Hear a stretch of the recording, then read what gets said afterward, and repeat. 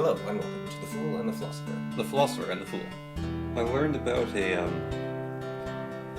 government talking, one of the things that MK Ultra did is there's a senator who went insane during MK Ultra. What they're doing is they were giving him doses of LSD. Yeah, they were and doing he wasn't aware of it. And this was a senator. This wasn't a nobody. Well, a lot of terrorist types, like Ted Kaczynski, Yeah. I think are considered to be connected to MK Ultra. Yeah. And they were a lot of terrorists who get guns and whatnot are connected to the FBI. They give them the guns to, Yeah, well, or so they say. Poor senator is just going insane. Yeah, and he's just like, I'm losing my mind, and it really makes you wonder about anything that's going on. Like, I'm in the best economy in the world. I'm an engineer. I've graduated top of my class. I'm applying to all these places, and nobody's accepting me. And Elon Musk is saying that we need to get engineers from India, right? Let's say that's your story. It could be that Elon Musk is part of some sort of, like, okay, don't hire this guy. Like, he goes around to all the people, this is going to be the best prank ever. Don't hire this guy. Or, like, that could happen. He's got the connections. He has the power. Yeah. And then he puts the post on Twitter, not because he actually believes in it, but because he wants to mess with this one guy in particular. Like, that's possible. Yeah. And that's, you're only paranoid if people might be calling you paranoid, but that doesn't mean there's demons about to eat your face. Yeah. I'm scared of going outside in the dark. Oh, there's nothing in the dark that can hurt you. Yes, there is. That's why I'm scared of the dark. Yeah, there's wolves and stuff. There's wolves and cougars and people. Yeah. People are the scariest, I think. Well, it depends where you live. I think at a certain point... Polar bears are scarier. Or wolves. Like, if you live in the Middle East, weirdly, I think wolves are actually scarier than people. And polar bears. I don't think a polar bear would do all that well in the Middle East. I don't know. Would you be more or less scared if, like, there was a polar bear just wandering around? Well, I mean, if it's wandering around, I don't know when it'd get heat stroke or not, and they're fast. So I don't know what ISIS or whoever, like the Taliban, would do if they came across, like, a random person wandering around. Like, I don't think they'd just shoot them, right? Like, it's not like they'd probably kidnap you to cut your head off. Well, why, though? Like, if you're just some dude, like, you're a Middle Easterner, you're just wandering around in the woods, like... Like, especially the Taliban, they're the government, right? Like, they're not going to do it. But even ISIS, it's like, what cause are you advancing just killing some random dude, right? Like, you're a terrorist, you should be inflicting terror on people, not just making people dislike you.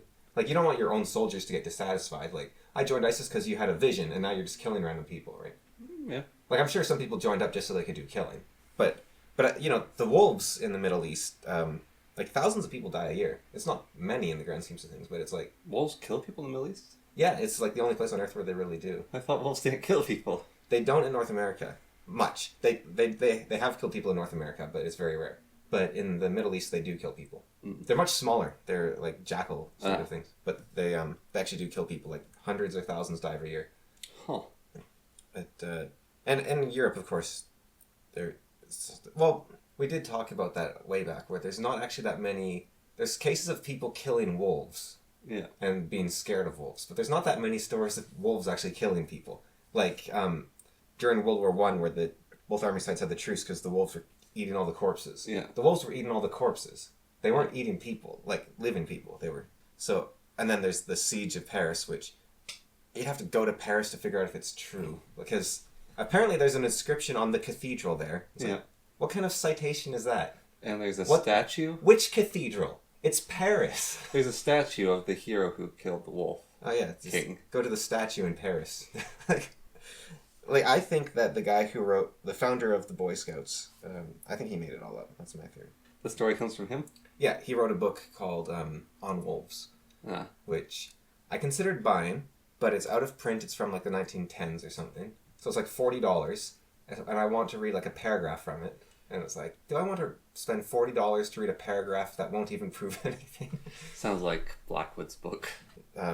What's Blackwood? Oh, he's the guy who invented the modern Wendigo.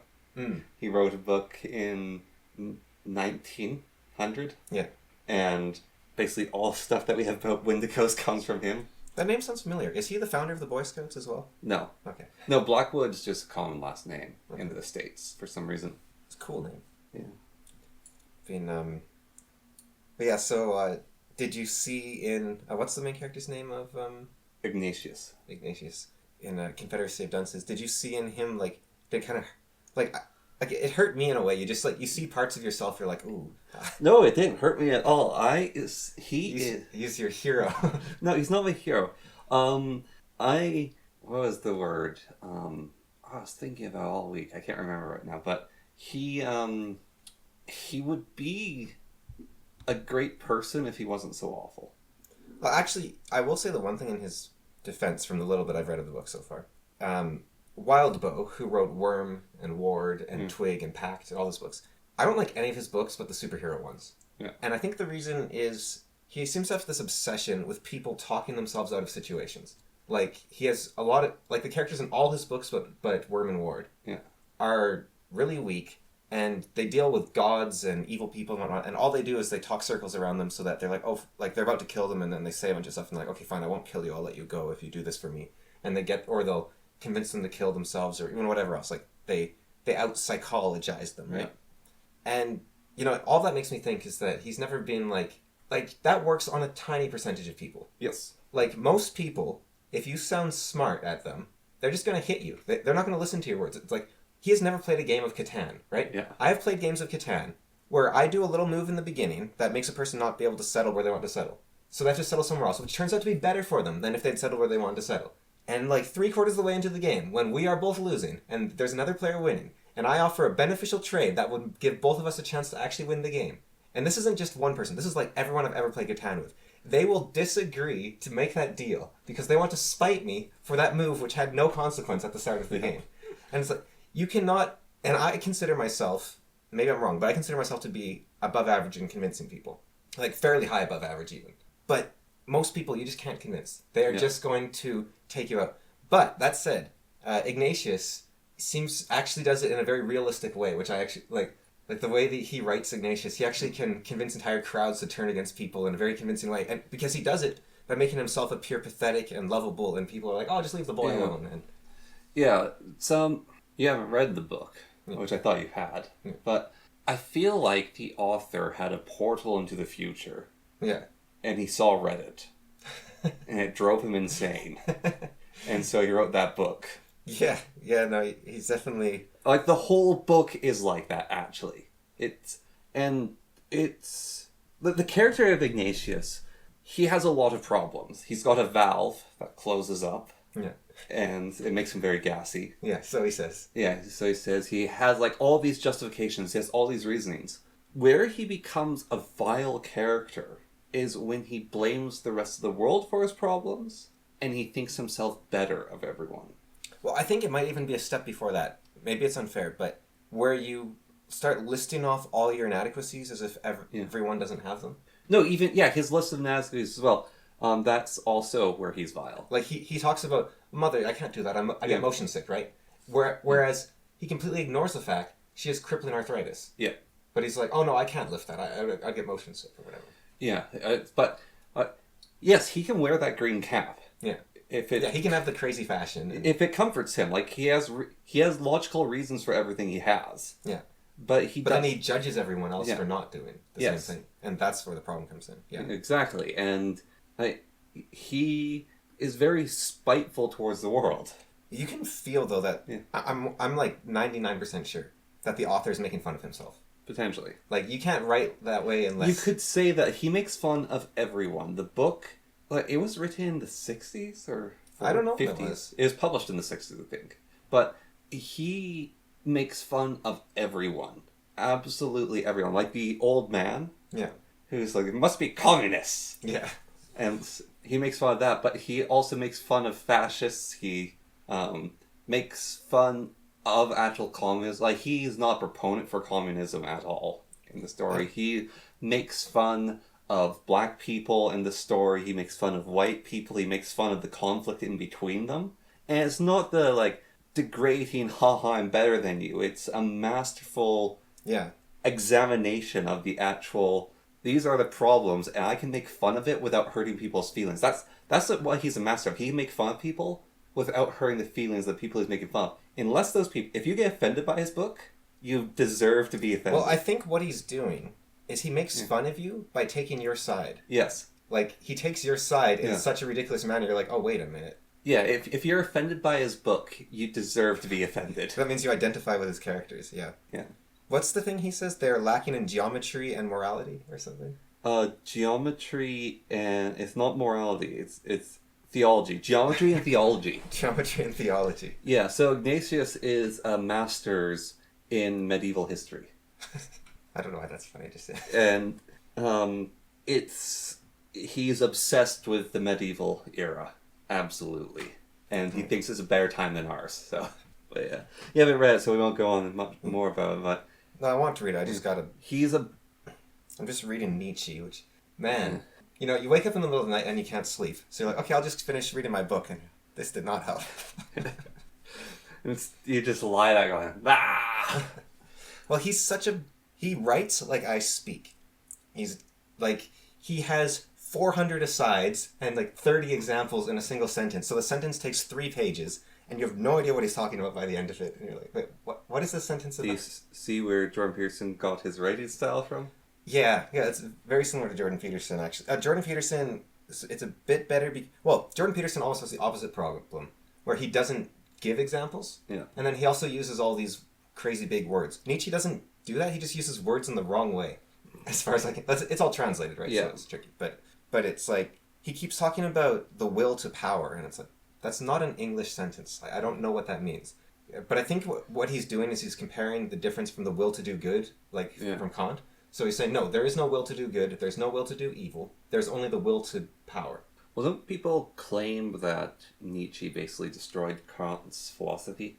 Well, I think he did with a single sentence where he said, you could do as old Kant says, or you don't have to. Yeah. It's just, like, that destroys the whole philosophy right there. But in Beyond Good and Evil, he dedicates the first chapter of the book to going to war with, like, every philosopher, psychologist, scientist, priest. Like, he just goes to war with everyone. He's like, they're all stupid and I'm the best. And he's like, only, what does he call himself? Free spirits. Only free spirits will bring us forward, and all these people are stupid. And his argument's kind of interesting. He says, so you could imagine a perfect scientist who has, I think he said, like a divine gear inside of him. Yeah. Who, you pick him up and you stick him down somewhere in the scientific process. And no matter where you place him, the gear will tick along and he'll advance that field of science. So let's say he studies mushrooms. Yeah. He will improve the knowledge of mushrooms in this area, and that will be that. But that will tell you nothing about his personal beliefs. And whereas all philosophers who are trying to supposedly advance the realms of human knowledge and morality, the philosophies they advance through pure logical and scientific reasoning always for some reason seem to align with their own beliefs. And so therefore he thinks that there's actually, he says, I guess at the time it was very common to say that consciousness and free will was in opposition to nature. And he said, I don't think they're very different at all, and everything's a post hoc justification. So my nature and my instincts maybe want to act in this way, and my justification is my philosophy. So he's Russian. No, he was Austrian. Austrian, okay. So Nietzsche's Austrian, and was he before the guy who wrote, the Russian guy who wrote about the brothers Karamazov? He was after. After? Yeah. Was he inspired by brothers Karamazov? Or? He seems very similar at times, but I think he actually also criticized Dostoevsky a few times. Not in Good and Evil that I've read, but I think I've seen quotes of him before where he goes after Dostoevsky as well. Yeah. Because I think one of his main criticisms, Dostoevsky talks about how there's this spirit that you can't help but acknowledge. And I don't think Nietzsche's a fan of that either. But it feels, I don't know if it's because Beyond Good and Evil is one of his last books, but I feel kind of like I've started in the middle of a conversation. Like I'm kind of lost. And so, was he before World War II? During. Yeah. So he died shortly after World War II. But he was alive, I think probably like 1900 he was probably born or something.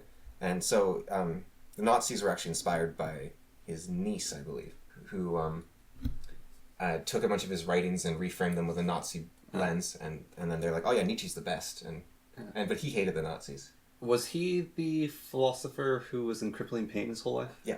Yeah. Yeah, he lived in a bathtub, I think. Yeah, bathtub filled with medicine. Yeah. One of the many philosophers who lived in a bathtub. Yeah.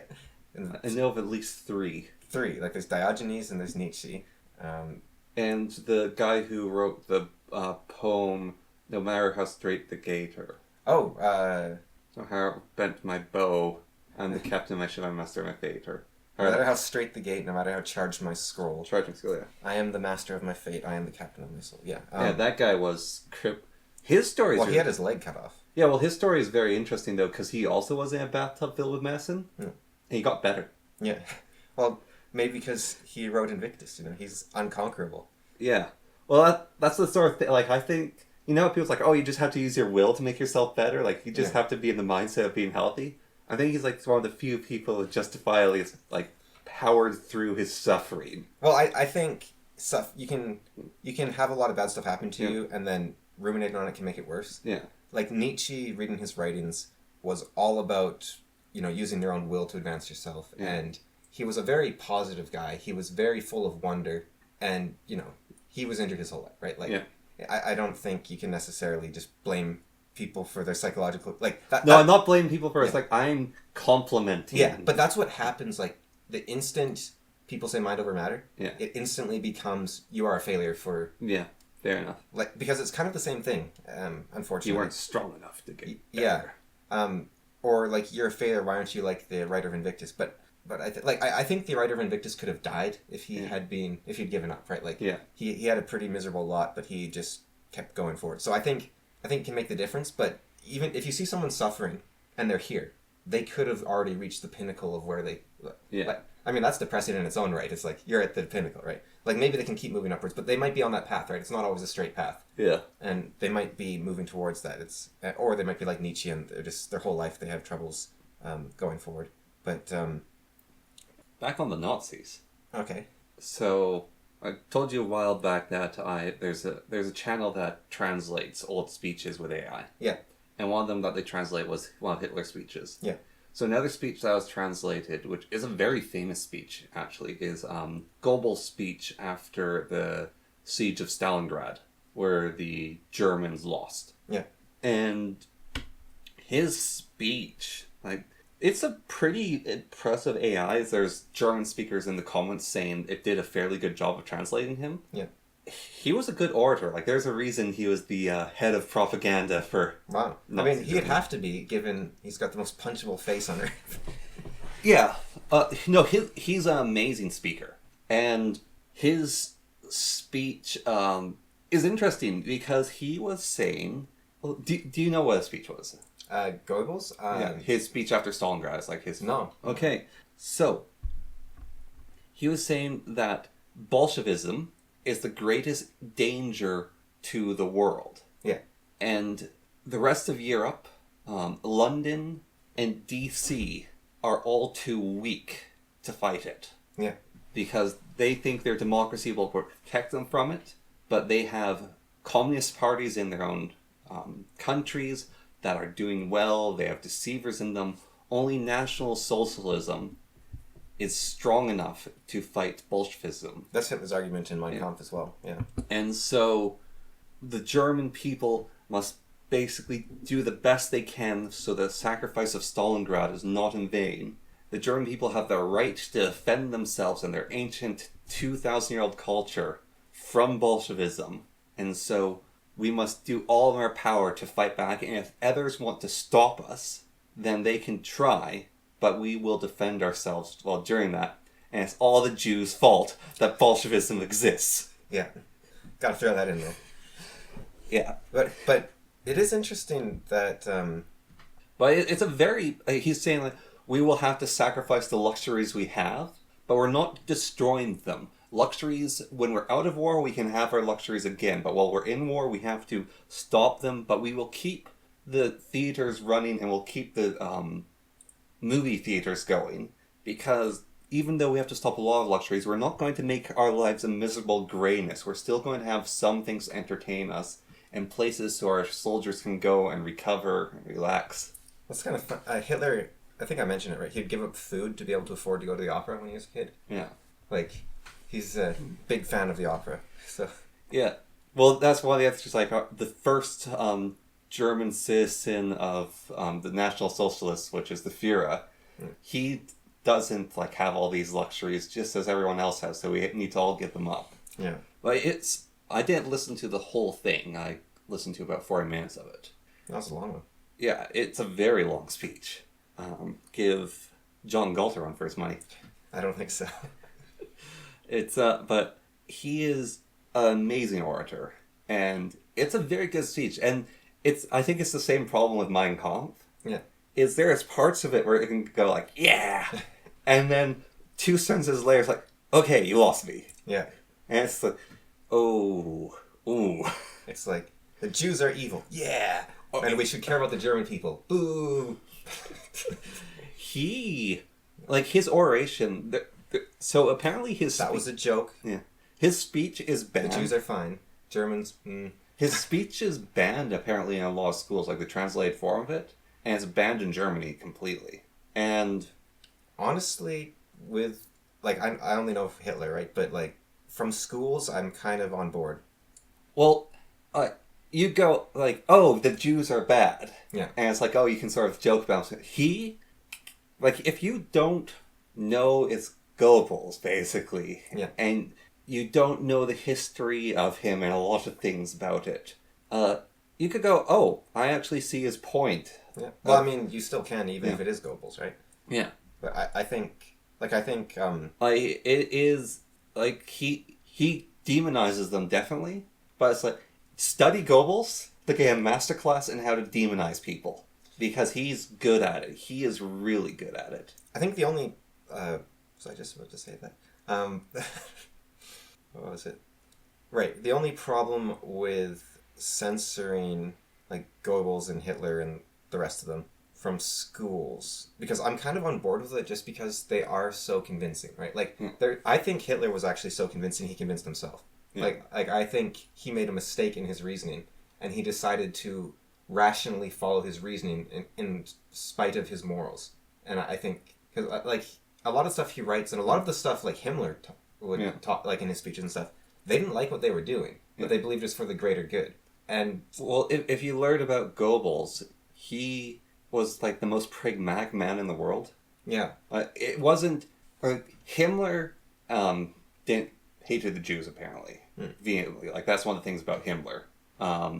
Goebbels just saw it as a way... It's like, okay, so we're running on the platform that we hate these people. All right, I'm on...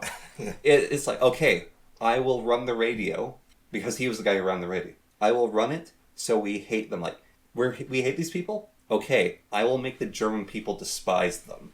That, like, Goebbels was one of those sort... Not sure if it's a psychopath or not, but, like, the analysis of other people, he's one of those people who's like, I'll get the job done. And he did incredibly well. What was that saying? It was like, give me... How's it go? It's like, give me a target and I'll give you a war or something. I can't remember the saying. I think it might have been him. It was like, just give me a people and I'll give you a hatred. Something like that. Like, there was... I can't remember who said it. But I think the problem with banning their stuff would be it gives it a mystery and an allure. Like, this is the banned stuff, and I'm an elite now if I read it, and I'm a part of it. Yeah, well, I think there's a reason why neo-Nazis existed for a short while. Yeah, and still do. And so, like, Nick Fuentes sort of, like, I think Nick Fuentes is more a theocratic nationalist who makes Nazi jokes. Yeah. I don't think he's really a Nazi. I mean, he's, like, Spanish or something, so it'd be kind of a weird Nazi. And I think American Nazism is a bit of a contradiction in terms, because you would have to be First Nation to be an American Nazi. Yeah. Or you would have to be... Well, I guess you could just be a massive hypocrite and claim you're a Nazi, right? But because if it's meant to be your nation's spirit, like, America has such a shared spirit that it'd be very hard to be nationalistic in a way that it was exclusionary of other races, like the Nazis, right? Like, you would have to actually accept... I think you could be... As long as you accepted, like, Black people and First Nations and Chinese and Dutch and Italians, like, you... And French in Louisiana. Yeah, like, you could be like an ethno... what would that be? Well, an ethnic Nazi party, I guess? It would be more of cultural Nazism, where you're American. Yeah, but it would be... But the ancient blood and soil becomes a bit trickier. Yeah. With, like a 500-year-old history. I mean, 500 years isn't bad, but the Nazis, like you were saying, they had a 2,000-year claim or older. Yeah.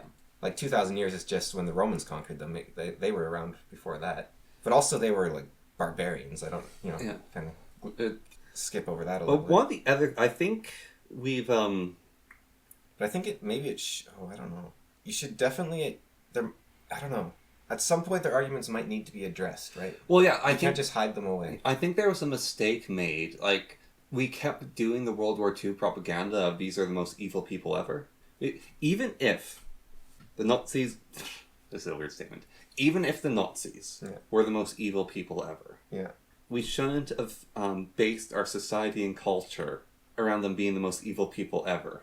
And we shouldn't have called, like, was Sun Tzu, like, respect your enemy? Because by making them the most evil people ever, people recognize that it is propaganda. Yeah. And by it being propaganda, People are inherently distrustful of it. Distrustful. It's like, okay, so what were they actually saying? What is the deal with them? And then there are claims that Hitler didn't know about the camps. Yeah. And there are claims that Goebbels was an incredibly patriotic man who was just trying to protect everyone from Bolshevism. Yeah. And then it's like, okay, and so he's trying to protect people from Bolshevism. Who's like the main proponent of the Bolshevism? Oh, it's the Jews. Yeah. And okay, then that does make sense. And they were right. Yeah. And what about the speech by Hitler where he says, look, we can't handle the Jews, but no one else is taking them. Also, there's certain quotes. There's a quote by Goebbels and there's a quote by Himmler, which is cut short to make them seem quite evil. But I can't remember either of their full quotes. But if you take the first half of it, it's like, oh, this guy's kind of nasty. But if you look at the full quote, it's like, oh, that's actually quite a justified thing for them to say. I think you could even make an argument that Hitler was probably pro-Israel, which would definitely be kind of like, you're like, oh, so he wasn't that bad, or he was terrible, depending on your point of view based on that. Yeah. But he was, but yeah, then you're hit with those, when you learn about them, you're hit with those out the gate without any background because you're like, oh, everyone was just lying to me about them being evil. Yeah. And now you have no defense against their beliefs because you think, wow, I was just lied to and that's all that happened. And you have people, I think like Short Fat Otaku runs into this, the YouTuber, and the Stitch and Adam show does as well, where they defend the propaganda because the foundation of the propaganda is correct in that the Nazis were bad, right? Like you can say that, but the problem is that people don't want to hear more propaganda. Yeah. They don't want to be lied to anymore. And if you're saying, no, the propaganda is good because the Nazis were bad, that isn't convincing to anyone. Yeah, that's what I was saying. Like, even if they were the most evil people ever, even if they were Nazis, don't treat them as Nazis. Well, I think a better way would be, we don't really have the philosophy here, but like an Alexander the Great or a Genghis Khan, right? Yeah. These are people that basically did genocide and went around killing everyone they ran across. But we even look at, like, Genghis Khan, not as much, but Alexander the Great, he's kind of a hero in some ways. Yeah. But we also can recognize he went around and he slaughtered entire cities, right? So but I don't think like we quite look at. I heard what's the guy, History Bro? Is that the channel where he talked about the idea that Alexander was trying to live out an epic, like he wanted to be like Achilles, so he would do the most storybook thing he could. So if his enemy said, "You've defeated me and you are great, Alexander," then he'd spare his life because that was what Achilles would have done. Well, that's very, like, the whole thing. He got to the edge of the ocean and he cried because there's no more lands to conquer. Like, he wanted to be a character out of a book. Yeah. And so you could actually fairly easily determine. Like people said, he seemed like mercurial, and he would just suddenly get angry or suddenly give someone like a huge amount of wealth if that was his enemy.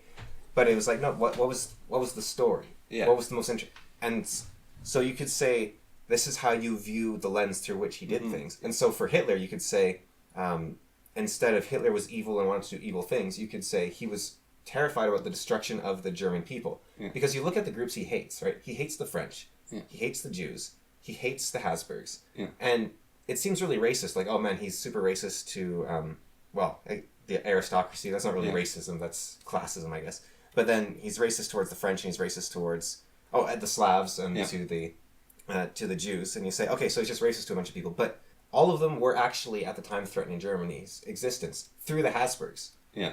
Not the Jews so much, but the Habsburgs were purposely replacing all the preachers in Germany with Slavic preachers so that the Germans would feel isolated. So when they would say, I need to talk to someone, but the missionaries all say, I'm a bad person. Like, well, if even the speakers of God are telling me I'm a bad person, then who do I go to? Which I think is actually very similar to what's going on with like the SJWs in churches today. Yeah. You feel like you're isolated because if even the preachers are saying that, then, well, it must be everyone, right? So there's no one to turn to. And now Hitler believes that was on purpose, and, it's kind of weird that, like, most of the... Well, according to... Like, of course, that's the other thing. Hitler's stats could be wrong, right? But according to Hitler, most of the preachers were Slavic at the time. But that is actually something that was happening, and so that's informed his decision. Now, the outcome, of course, maybe don't do it that way, but people just hear Hitler was crazy and bad, but then they see him actually making a reasonable conclusion, like, oh, he was good all the way, because it was all lies before that. But I don't know where you start, like, so in class you say, you're teaching World War II in, I don't know, grade 6 or something. Yeah. And that's tricky. Like, World War I might be easier, right? You say, nobody was really at fault, it was just this arms race that exploded, and suddenly everyone was fighting everyone. And so but the Germans were our enemies.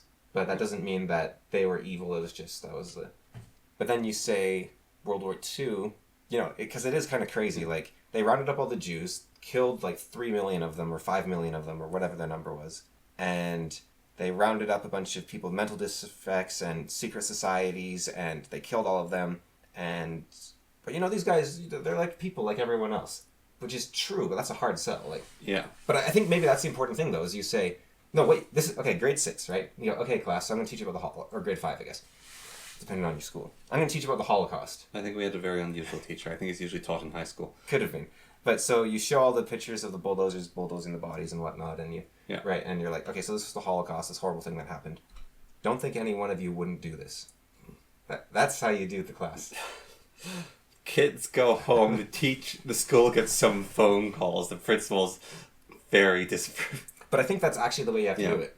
It's like, oh yeah, so these people with, like, you take Ordinary Men or whatever the book is, and you're like, these people were just like you. They were just following orders, they were just doing this. And if you don't think you would follow orders, well, you're wrong. Even you've explained this before, but the thing about just following orders, it isn't even, I was following orders, woe is me. It's, your commanding officer says, all right, I've got an order from on high. Yeah. We have to deal with a problem. Yeah. I don't know how to deal with this problem. Yeah, we'll just figure something out. But we have to deal with this problem. There's 20 guys with you, and you're all standing there going, oh, I don't know what to do. And then Hans just walks away from the group, and you hear gunshots. Yeah. And Hans comes back, and he's like, got a pale face. Yeah. He's like, I've dealt with the problem. Yeah, and maybe he was taking one for the team. He didn't even want to do it. He's just like... Yeah, that's why I'm saying he's got like a pale face. He's like, I've dealt with the problem. Yeah, it's like, look, now we don't have to deal with it. There, fixed it. And then you like, okay, you're Germans, so you're like, okay, this is really inefficient. We got to come up with a... Yeah. Like, do you think... Like, imagine... We don't talk about, like, the Holocaust in Italy, right? Like, I don't think they had one. But, like, Italian, like, Holocaust camps, they wouldn't have gotten around to it, right? They would have just... they would have been... Or, like, Spanish Holocaust camps, they would have been taking their little afternoon naps. Yeah, well, whereas the Japanese Holocaust camps were... Yeah, they were having fun. They were... And they were efficient. Yeah, well, they were just being wacky Japanese people, They're doing crazy experiments. And what if we sewed a monkey's arm onto a human? Let's see if that works. And, and wonder why anime is so weird. Well, so there are prisoner of war camps. Like, for the cultural smash, their prisoner of war camps were weird. They would make the prisoners that they, like the American soldiers they captured, commit seppuku. Because they were captured in combat. And that's dishonorable. And so they were enforcing their warrior culture onto their prisoners. Or they would keep them in iron bunkers and have them... Yeah, they do nasty stuff. But I do wonder if German sort of... Like, it wasn't... The thing is, before Wilhelm the First, I guess, Kaiser Wilhelm, first or second, whatever he was, Germans had this reputation for being, like, lazy sausage eaters, basically.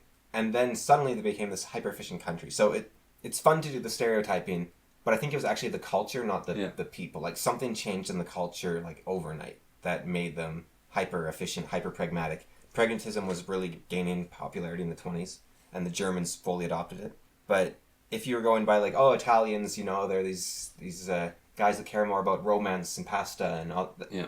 but the Germans were the lazy sausage eaters. And Americans, before World War II, were hobbits. They were the rich people who just sit over there in their wealth and don't do anything. Like, they just like to keep to themselves in their little rich country, right? Yeah. So people change very rapidly to the point where... Well, yeah, that's Canadians are puppets of this. Yeah. Like they roll over and stay, and then there's the trucker protest. Well, there's also the statement Canadian peace.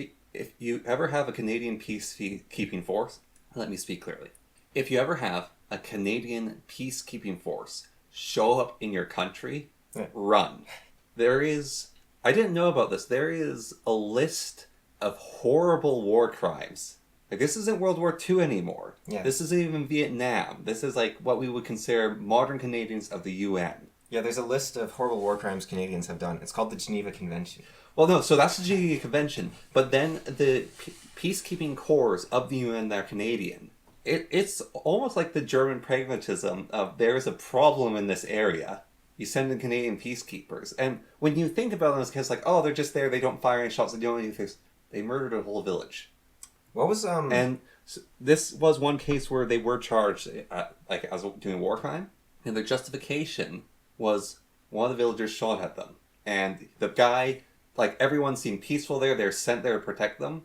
One guy shot at them, and then they said, "We don't know who has a gun and who doesn't, and we're not going to risk any of our lives with this situation."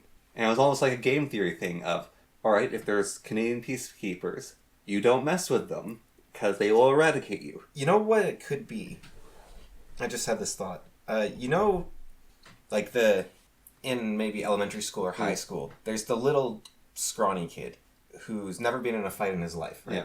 But if you get into a fight with him, he goes for your eyes and the throat. Yeah, and he'll wrap around you with creepy strength. But it's more that he's going for your groin and your throat and your eyes, because he hasn't been... When you fight enough, you realize that I don't want people doing this to me, so I'm not going to do it to them. But if you're terrified and your goal is just to win, then you're going to break all the rules and you're going to go for, lethal attacks in a playground fight. Yeah. Because you have no idea what you're doing. Sometimes an inexperienced person is way more dangerous than a person without experience, simply because they're willing to go places that break the silent agreement between people. And so I wonder if Canada's kind of like that, where we don't have this militant history exactly. Yeah, well, that could be like World War I and II. It's everyone it's the unwritten rules, and then Canada makes it so the rules have to be written with the Geneva Convention. And World War I there was more than just violence, though. Canada was also very elite. They were the only unit that wouldn't run for mustard gas, I believe. Well, besides the Russians, I guess. A Canadian general. Do you know the story of the mustard gas in Canada? I mean, I know that they were the people that you sent in to deal with... But do you know how this came about? So, the Canadian forces were in their trenches, and one of the first uses of mustard gas in the war was against Canadian forces. Yeah. And what happened is the Germans released it when a wind picked up. And the wind blew into the trenches, and then it blew back. Right. And it was perfect. And it killed a huge amount of Canadian soldiers in those trenches. And instead of being the practical people saying, oh, this is evil, why are they using this? Yeah. The Canadians went, oh, so that's how the game is played. And a general said, if I could use mustard gas at every opportunity, I would. And this was a Canadian general, because he saw how effective it was. And they fully embraced it. So he said they would go into situations. We had some of the best gas masks in the war for dealing with mustard gas. And the Canadian soldiers became experts at fighting in that white-yellow smoke, where everyone's confused, they don't know what's going on. And a bunch of guys go in with melee weapons to kill you while you're choking to death. And Canada fully embraced mustard gas. And World War II, the Canadians wanted to use mustard gas again. And all the Allies said no. But I got my pea-soaked rag and everything, guys. Come on. It was basically like they had everything. And it's like, no, we don't use mustard gas. And the Canadians, it's really useful, though. It's quite effective. Yeah. And we've developed it, so it's better. And our gear at defending ourselves is better. Like, we have stuff that if you're wearing the normal carbon filter mask, it dissolves the carbon, and then the other mustard gas goes in and kills the person, and we've got our own masks that are shielded against that. To be fair to, you're talking about Canada Peace Corps. I don't know when that was from we were talking about. Yeah. But when Belgium, I think it was, completely failed in their pullout of Rwanda, It was actually the Canadian peacekeepers who stayed behind and tried to fix things. Yeah. Now, given that they failed, maybe you could say that, what was his name? General Dallaire, I think, possibly. Like he was given Order of Canada, I think. Yeah. But he stayed, and they tried desperately to stop the fighting, and they might have saved a couple dozen people. It was so they were pretty ineffective, I guess. But they had 1,000 soldiers. But their goal wasn't. I think it was less than that. Yeah. But their goal wasn't to the Hutus are trying to kill the Tutsis. Kill all the Hutus. No, that's what it's not. The Canadian peacekeeping isn't. I'm going to go here and commit war crimes. It's, as you said, go for the eyes and the throat. Yeah. It is this just win. Yeah, it is this immense pragmatism. It's not efficiency; it's pragmatism. Which is very similar to the Nazis. Yeah. Yeah. The Nazis were pragmatic and efficient. Yeah. The Canadians are just pragmatic and dogmatic more. It's the little kid. It's like Captain America. The little guy is trying to punch above his weight class. But I think, so I think the proper way to talk about World War II is to probably add in that you don't have to broadcast all of Hitler's speeches or something, but just when you're starting out early in elementary school and high school, just be like, don't think you'd be any different. Yeah. And it's because, and I think what you could do as well is pull out a few of the clips where, passages from Hitler's writings or probably Goebbels' speeches, where you're like, look, this is a very insightful commentary on society, on the economy. This is a man desperate to defend his people. I wouldn't say they were good men, but they were also good men. Yeah. They were evil men. They were also good men. Yeah. At times. They had within them the capacity for good and evil. Yeah. And they did. Harry Potter kind of hits it, right? It's like Voldemort was great. Yeah. Did terrible things, but great things. Yeah. And I think people like Hitler, Goebbels, you point them in any direction and you watch them go. Yeah. Like Bernays, the guy who inspired Goebbels. Yeah. He didn't, massacre the Jews. He just massacred the South Americans. Yeah. But he devoted more of his effort into marketing, right? So into changing Americans into eating breakfast, into wearing the color green, into smoking. That's not really good either in a lot of ways. But well, maybe the breakfast one's okay. And also Chiquita Banana Company just taking over South America. Yeah. But it's almost like people with that much power. It'd be kind of neat if, Civ has the great people. Yeah. It'd be kind of neat if they could incorporate this somehow. But people with that much power, they're like a handgun, and no matter which direction you point them in, something's going to suffer because they're just too powerful for reality or society or something like that. Well, even, you point them and someone's going to suffer. The Otto von Bismarck. Yeah. He's a genius statesman and diplomat. And he caused World War One. Yeah. And he caused a lot more wars than that. Well, World War One caused World War Two. Yeah, but also before that, he caused a bunch of wars, right? He went to war with... he purposely... I told you about that, right? Where he sent a letter... He, falsified a letter between France and Spain. No, I didn't know. So, Germany was in two halves. Yeah. Right? So there was North and South Germany, I think it was. And so the head of Spain, the King of Spain, died. Yeah. And the heir to the King of Spain was one of the Kaisers of one of the Germanys, like North Germany or something. Yeah. And so France was a little scared because they didn't want to suddenly have Spain and Germany as a force against them. Yeah. And so they quickly sent some diplomats to Spain and some diplomats to Germany to say, okay, well, can we figure out something here because this is crazy and whatnot. And we want to keep Germany in two halves and we don't want them to join Spain. Yeah. And Otto was like, I want Germany to join. But Germany refuses to join. Every time we have a meeting, the two halves refuse to join. And he wasn't the leader of either country, right? But both the leaders didn't want to join. So he somehow got his hands on the letter between, it was Spain and Germany, one of the Germanys or something. Yeah. He edited it, and so then when the king, or the Kaiser of, I think it was the Kaiser of Germany, read it, it was this insult from Spain suggesting they would team up with France and attack Germany or something. And so they were so scared they unified so they could fight off the combined forces of France and Spain. Yeah. And he did stuff like that. I think I got the details a little bit wrong there, but... Yeah, but he was a great and dangerous man. Yeah, but he basically got the two Germanys to unite by faking a foe against them, right? Do you know what I think his fatal flaw was in his massive peace thing? The linchpin of the alliance depended on the Baltics. Well, I think that his problem was that the entire web of alliances he made, the whole point was that he had created a system that would cause a world war if anyone went to war. And he said, so war is impossible because nobody wants a world war. And there's everyone- politics involved. Well, everyone wanted a world war, though, because they were all itching to try out new theories and new weapons and see who was the top dog. And Yeah. European, like, I keep getting this feeling, even though I read a little bit of Chinese history and whatnot, but Europe is, like, the bloodiest place on earth. Like, you know, China, they have the numbers where everyone dies. Yeah. But I think they're doing it for, like, romantic reasons a lot of, like, their history of their most bloody, violent time in China is called the Romance of Three Kingdoms. Second most. Well, it was the fallout from the bit right before that when, like, everything collapsed and there was, like, what was it called? The Warring States period or whatever? Yes, the Warring States period. But that became the Romance of Three Yeah. Kingdoms. Well, so it was all the- one big event. The Warring States period united under one guy, amazing guy. There's a whole manga written about him. He united China. Then he died. Yeah. Everything went wrong. Then the Yellow Turban Rebellion happened. Then the Romance of the Three Kingdoms started. So, like, you know, there's a lot of death. There's a lot of cannibalism. There's, you know... There's the mountain tribes just constantly screwing with everyone. But to be fair to China, it's this massive place, right, with tons of diverse nations and cultures, right? Yeah.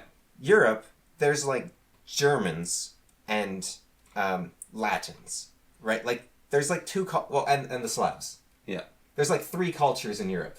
And they all have, like, 50 countries each, and they all hate each other. So are the Nords Germans? I would say the Nords are, like, Slavic German. Yeah, Okay. they're, like, a mix. Yeah, they could possibly be, like, partly their own group, I guess. Yeah. Like, you could call it, like, the Russians were sort of a mix as well. Like, the Russians were Slavic Norse. Yeah. So you could sort of say that maybe the Norse are a 4th group. Yeah.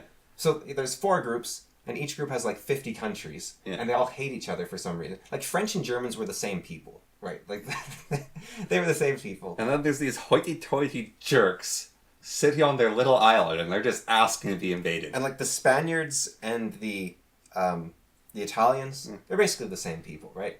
And, like, the Greeks and the Spaniards, like, the Mediterranean people, they're all the same. Oh, you would get in trouble. Like, the Turks and the Greeks, there's not a difference. Right? And, like, Cyprus and the Egyptians, like, you know, Morocco, they're all the same people. But, yeah. I think that they're very similar, but they're also very different. I think the way you can look at it, right, is you have the barbarians, which are the French and the Germans, and the Spanish, like the old Spanish. And then you have the civilized Mediterranean people, like the Greeks and the Italians and the Carthaginians, like the Phoenicians. Yep. And the Berbers are sort of the Berbers, I guess, were like a weird mix of everything. Yeah. And then the Italians just conquered Spain, and so then they became Latins, and the Italians conquered France, and they became Latins, and they conquered Germany, but they didn't become Latins for some reason. They conquered Germany, and then the barbarians came out of the woodwork and didn't disappear. They went to Yugoslavia, and I don't know what happened there, but or they went to the Slavs, and I don't know. Yeah. I don't actually know the history of why the Slavs, like besides Romania, aren't Latin. Because you know about the Muslim Slavs? No, So like Albanians or something. no, so in Serbia, Yeah. Below Serbia, there's a bunch of Muslims. Yeah. And they are Serbian Muslims. I can't remember. Do you know when the UN bombed Serbia? Maybe the 90s? No, like you know about this, like that. So that Like Bosnia and Herzegovina and that sort of thing, or yeah, I think the Bosnians. I could get it wrong, but anyways, basically the Serbians trying to kill the other group. yeah. The other group were Muslims. And they didn't view them as Serbian anymore. But those people are weirdly still Serbian. But like Or not Serbian, they're weirdly still Slavic. And so the whole thing is you go into the place and you try to take it over, and so you can have like Christian Slavs. yeah. And there's still going to be weird pagan barbarians, Christian Slavs.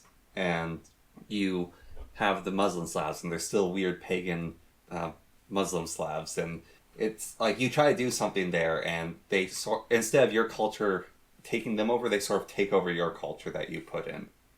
Because I think it was like Hitler when he was trying to ally with the Russians. He was saying to them, "And you have proud Norse heritage, right? Yeah. Like Russians are Norse," and they're like, "No, we're Slavs." Yeah. Like the Russians wanted to be Slavs as well, which is. But the so why is Romania different Do you know, like, because they're not Slav. Well, I mean, they are Slavic, but they're actually a romantic country. They're actually. Because I mean, it's literally in the name. The Romans took over Romania. Yeah, but why didn't they take over like everyone? I think it's. I don't know. And I wonder, like, did the. What is Romania named after the Romans, or is Romania named after the Roma? And are the Roma named after the Romans, or are the Roma like a weird Indian group? V made a video about it. He explained it all. Yeah. He's not Roma, right? No. He's because they're actually a minority in Romania. Yeah. Like gypsies are actually a minority in Romania. I think. Yeah, I don't think it's after the Roma. It's like the Roma. I don't know it all after we watch it, but the Slavs, they have reasons for not liking Muslims. So there's the Ottomans. Well, I mean, there's very famous the Tower of Skulls. Well, I was thinking of the Winged Hussars, right? Yeah. That was Hungary and like the Slavs were all conquered by the Ottomans. So I think this is in Serbia. Yeah. So the Ottomans came in and they told the Serbians to surrender. Basically, have these forts. And the Serbians, in typical Slavic fashion, said no. Yeah. And they fought back. And it enraged the Ottomans so much that they slaughtered everyone, men, women, children. And they made a giant tower of skulls, basically as a landmark. And when the Serbs fought back and took the area back, instead of being typical normal people of before that the Ottomans put guards around the tower so people couldn't come and bury the dead and take the skulls, and it was like a thorn in the side. And then when the Serbs took the area back, instead of being typical normal people of getting rid of this monument and putting the skulls away, they left it standing as a reminder of what happens when you let invaders take over your land.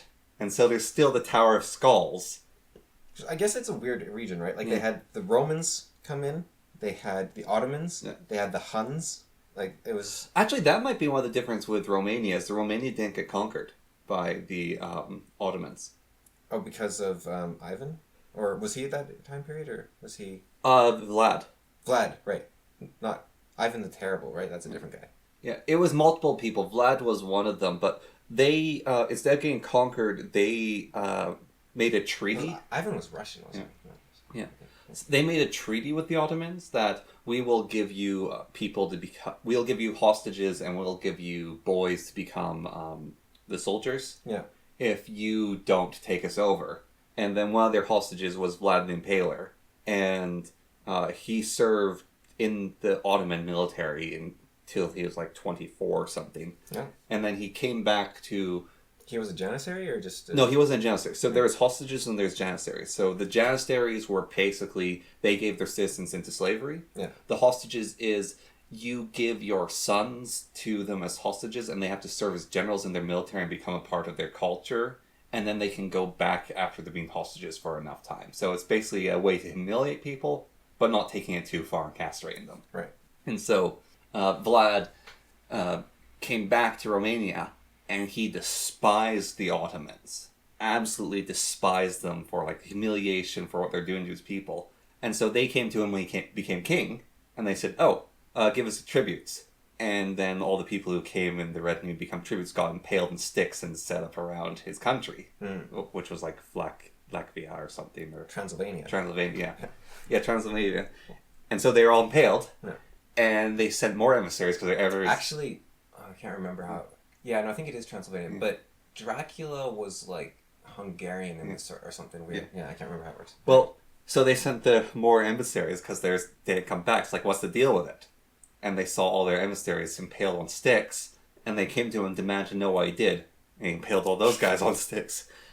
And so then an army was dispatched to go figure out what happened. And they were horrified by what they saw. And then these crazy Transylvanians killed the army because they knew the tactics of the Janissaries and the Ottomans. And they put them on sticks. And then the Ottomans went, okay, we're sending the full force of our army against you. And the other Transylvanian aristocracy was like, what on earth is wrong with you? And so they banished him from Romania and basically reestablished it. So he got kicked out of Romania and lived somewhere else. And then he came back to Romania and took it, not Romania, he got kicked out of Transylvania. Then he came back and took it over again. And he got banished again. And they came back and took it over again.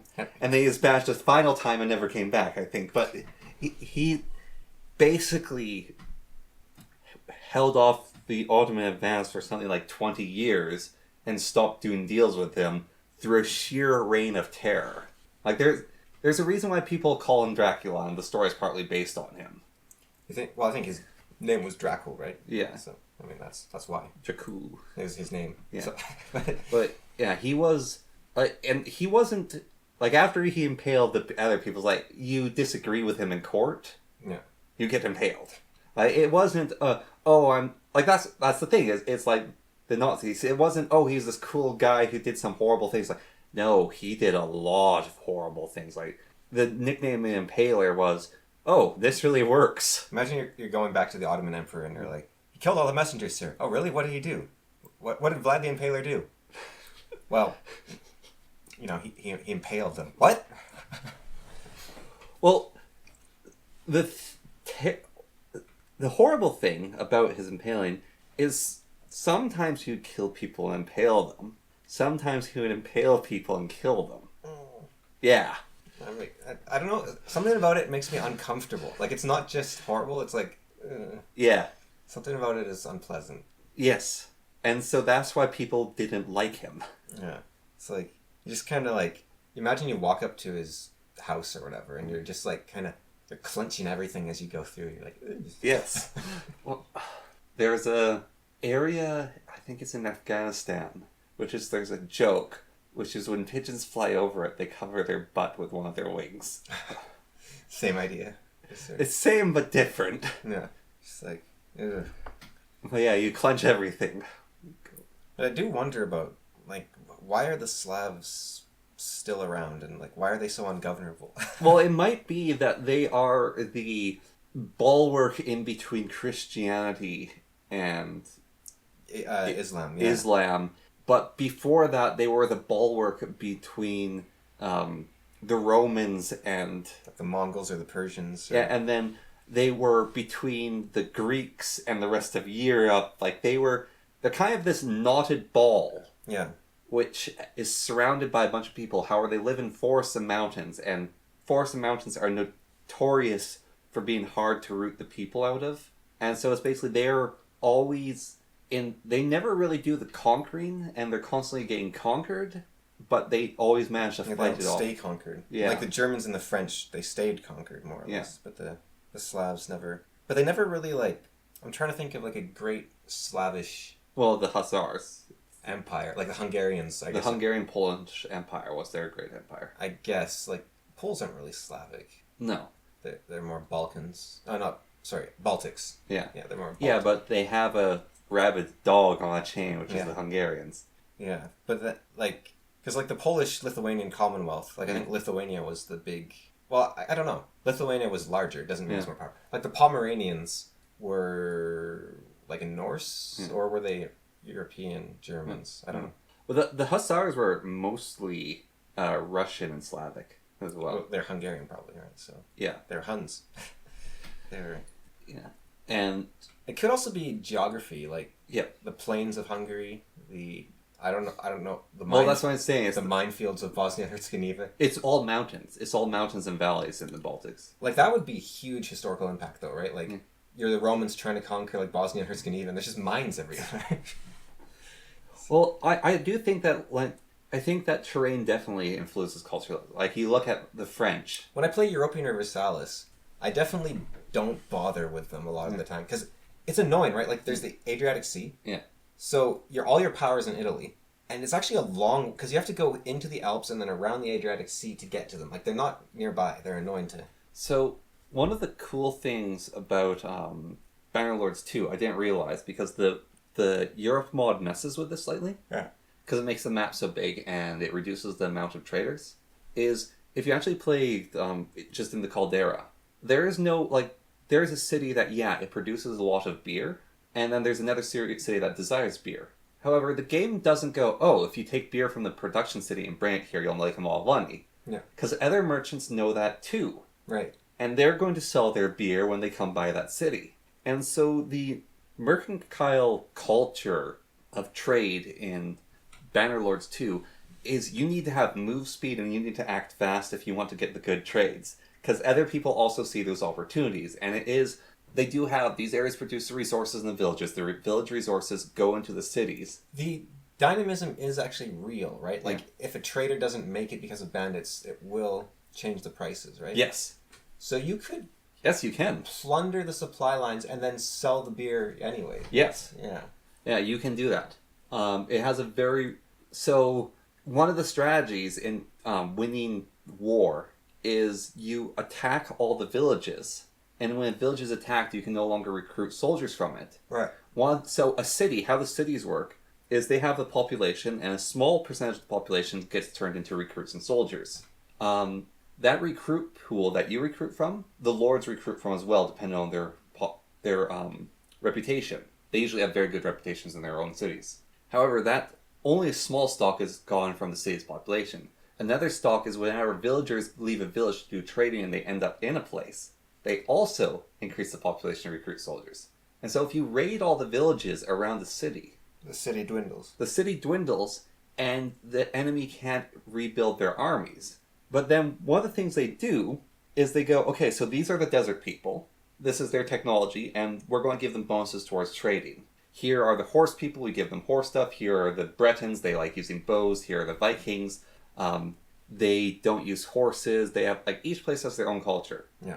And what I've found a lot of times is if you let the game run, the French, who are the Swadians, take over the Bretons, they take over the Norse, and then, while that's going on, the Saracens and the Kajins, so the Mongols and the sand nomads, or this... Like Persians or something? The Persians, yeah. So the Mongols and the Persians wipe out the empire. Right. And so what you're usually left with is French, Persians, and Mongols then fighting for what's left over. And but the trading still goes on. There's all the city stuff. And the landscape definitely, like, I'm doing a play right now where I was playing in the sand area. It's like, I didn't realize, like, there's all these plains of sand. And it's really good to have horses here. Mm-hmm. Whereas you try to do horse warfare in... Like mountains or something. Not the mount. So the Britons, or Britannians... Oh, like the forest. They have forests and mountains. Yeah. And it's really annoying to ride horses in that area. Where these annoying woodsmen with bows... Like, the AI is not good enough, but if you're a player, what you do is the Britons, if you want to basically... You can choose any nation in that game and completely change the course of what's this natural history. Yeah. So if you go, okay, I'm going to play as Bretons. I'm going to recruit only Fianna, which are their archers. I'm going to have, like, even 100 Fianna. You join any battle on your home territory. You go, alright, Fianna, into the forest. And then the Swadians with their horsemen come riding up. They can't charge properly in the forest, so their horses keep bouncing off trees. And so you guys are in there shooting at them and taking them out. And then the Swadian sergeants, which are their actual power force, which are like crossbowmen with shields, their shots don't do as well in the forest because they're hitting trees. So they go into melee, and then the Fianna have giant swords, and they cleave through their shields. Right. What I would like, because the Norse always get a bad rap, is horses should suck in the snow. Mm. Like, they should be slowed a lot, because they're good against archers. They have giant shields, like the Britons do terrible against them, but then the Mongols come in, the Empire comes in, even Swati comes in, and they can't do anything against horses. They should make them, like, bigger and stronger or something. Well, they should be bigger. They are bigger and they're slightly stronger, but what they should do is they should actually make it so their raiding is annoying, but they can't really conquer other places. But if you try to attack them, you're going to lose because you're fighting in snow, and your horses suck in snow. I don't know if there was ever... It's kind of a cool idea, though. What Tale Worlds tried to do is basically, let's hyper-condense all these Europe cultures of the conflict. Like, Swabia is very, like, Genoa as well, right? Like, the sort of Italy, like... Yeah, they're a little bit of Italy. Yeah. They're like Italy and France. Like the Genoese crossbowmen, right? With the shield and the... And the Empire, like in the second game, the Empire didn't exist in the first one, but there's like the North, South, East, and West Empire. And they're like the Holy Roman Empire, I guess? Yeah, they're Romans, so they've got cataphracts, and they've got good crossbowmen, good bowmen. Their cataphracts are their main force. But really, the Mongols are the best. They've got horse archers, Yeah. It's actually funny. The best unit against the Mongol horse archers are the Britannian longbowmen. Yeah. But the Britannian longbowmen always get slaughtered by the Swadian knights. Because... That would probably be true in real life as well. Like, I think we've talked about it before, actually. The only people I think that could have actually beaten the Mongols would have been the Brits. Yeah. Like, before gunpowder. Yeah.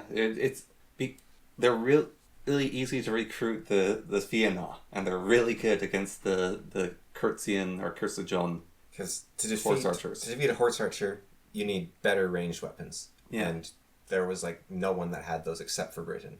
Yeah. The Swadians can also do a good job if you don't use their knights and if you use their crossbowmen instead. Yeah. But all their nobles like having knights. Yeah, you got to be fancy. No, the game's very cool. I'd like their siege to be a little bit better. Like, Has fantasy called Dara or called... There's several fantasy mods. Yeah. But there's no definitive fantasy called Dara. Is the Star Wars mod back yet? Or No, and neither is the Heroes of Might and Magic mod. Oh, I didn't know about that one. Yeah, so there's a Heroes of Might and Magic 3 mod for Mountain Blade. Yeah. And they, like, you can get minotaurs and giants and black dragons and titans. You can have, like, it has all the different nations, and you can wear the gear, you can recruit the troops. That's cool. It's very janky looking, but it's very buggy, but it's still fun. I think the last time I played Mountain Blade, I was Darth Vader. That was the last time I played.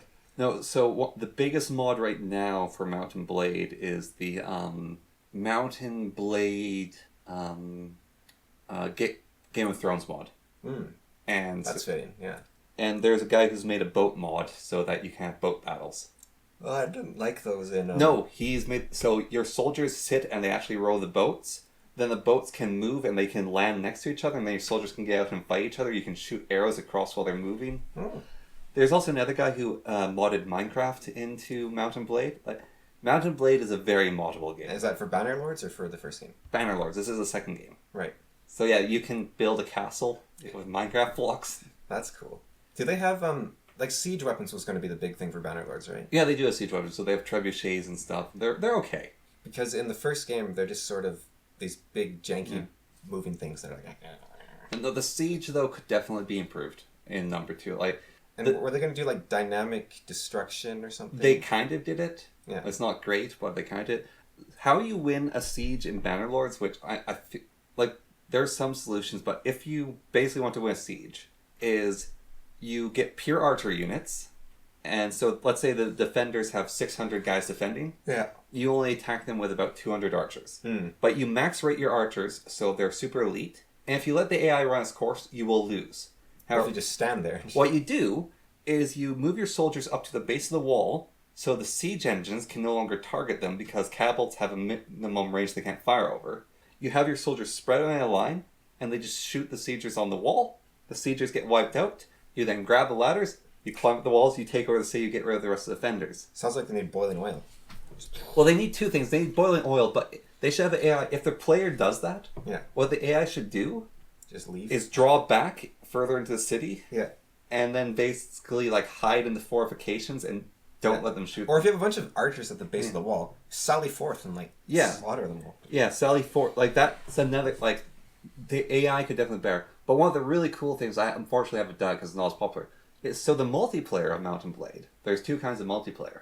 One is you have about 20 players playing, and they command little forces of soldiers and they fight. And I've done that, and that's pretty fun, and you can do some strategy. The other is you have about 200 players playing. And you have a big war. And they have no, they don't have soldiers. Oh. Everyone are the soldiers. Oh, yeah, and so you can have people like give commands, and so you could do a siege that could actually have like drawback tactics and proper things. But it's a lot more dynamic. You feel like a squad sergeant when you do the multiplayer with soldiers. Where what I would typically do is I would actually have like the Swadian crossbowmen. Yeah. And I would take the elite crossbowmen and go capture a point with them. Like ignore the combat completely. Capture a point because it's capture the flag. And if there's enemy archers, I don't have a shootout. Swadian crossbowmen have giant shields. I just say shield wall. Yeah. And so their archers try to shoot mine. Now I just sit there and wait. Just wait for them to run out. Wait for my allies to fight them. The thing we were doing, it was the Mongols basically versus the French. Yeah. And so it's just, they have horse archers and they're right around circles. All right, form up a circle. Don't even bother shooting back at them. Just wait for our own men to deal with theirs. Just hide there. Just hold the point, win by holding the point. And because there's like group chat, the guys we were playing against were getting so mad because our strategy was go hold points and then just sit there. It's like, you're not fighting us properly. Like, actually join in the combat. I think... Let our hit and run work. It's like, no, we're going to take the points. I think the advantage of the Mongols in real life was they didn't care about holding the point. Yeah. It's like, oh, you're going to have this defensible position? Okay, bye. Yeah, we're going to move on. It's like, because Romans, well, this wouldn't have been the Romans, right? But let's say the Huns. Yeah. So the Romans build like a fortified base because they could do that on the battlefield. So you have a bunch of fortifications and palisades.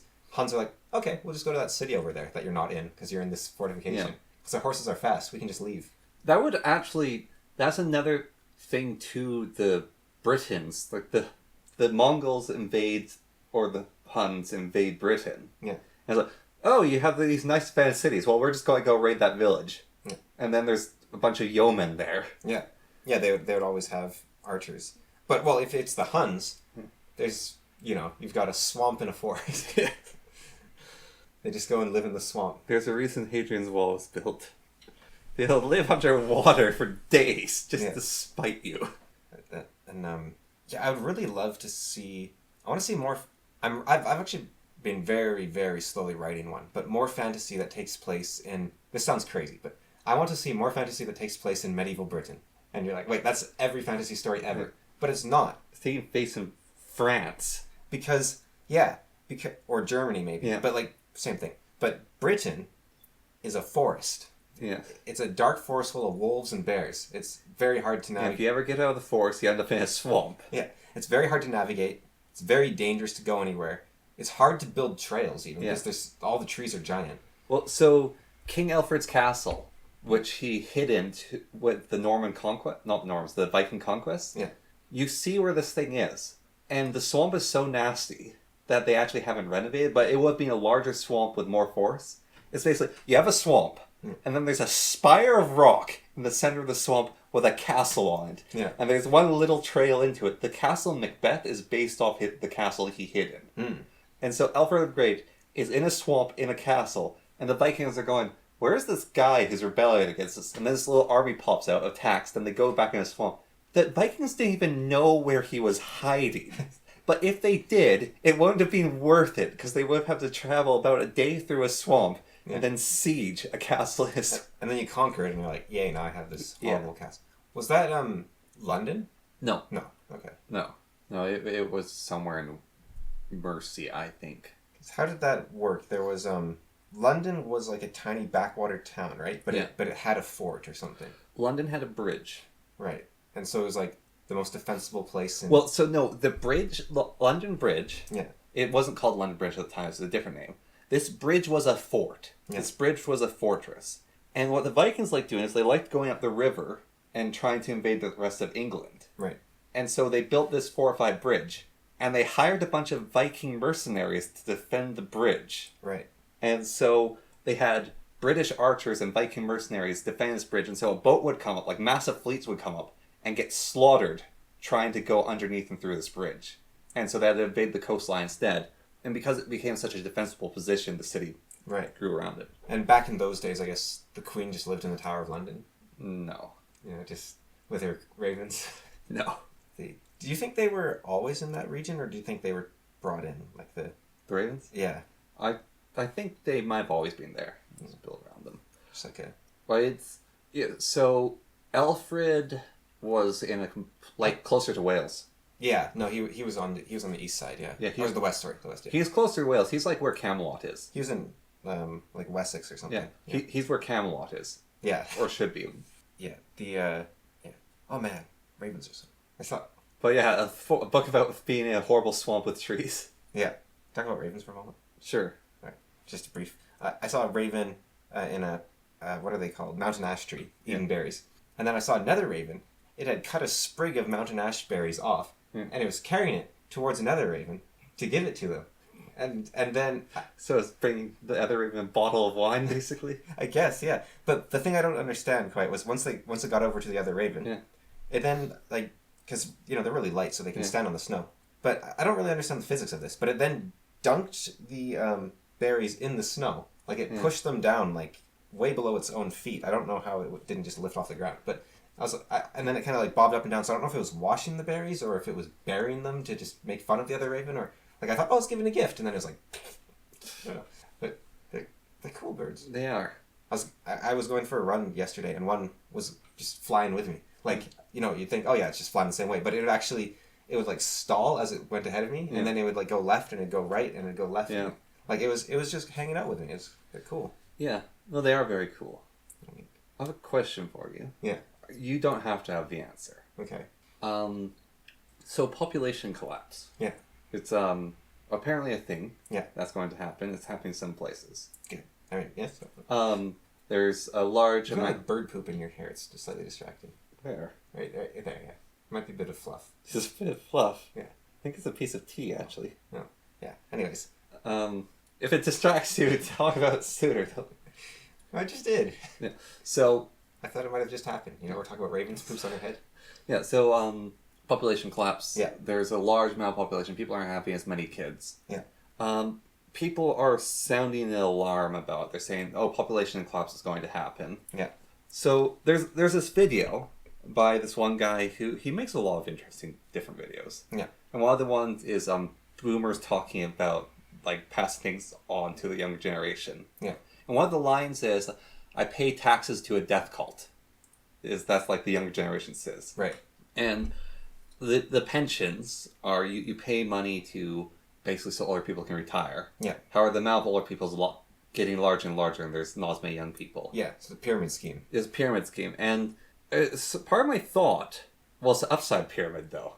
Well, it's a pyramid scheme that's collapsing because we're not replacing the base enough. Yeah. Is, like, one of the greatest fears, one of the biggest problems with the population collapse is no one's going to be able to pay pensions, and everyone's going to have to take care of old people. Yeah. But, it's like, what if we basically go, yeah, you get your pension, but we get rid of this thing now? Actually, you know, it's funny because I was originally, before we talked about whatever we started with, I actually wanted to start by saying, like, do you want to join up with me and just chuck a bunch of tea in the harbor?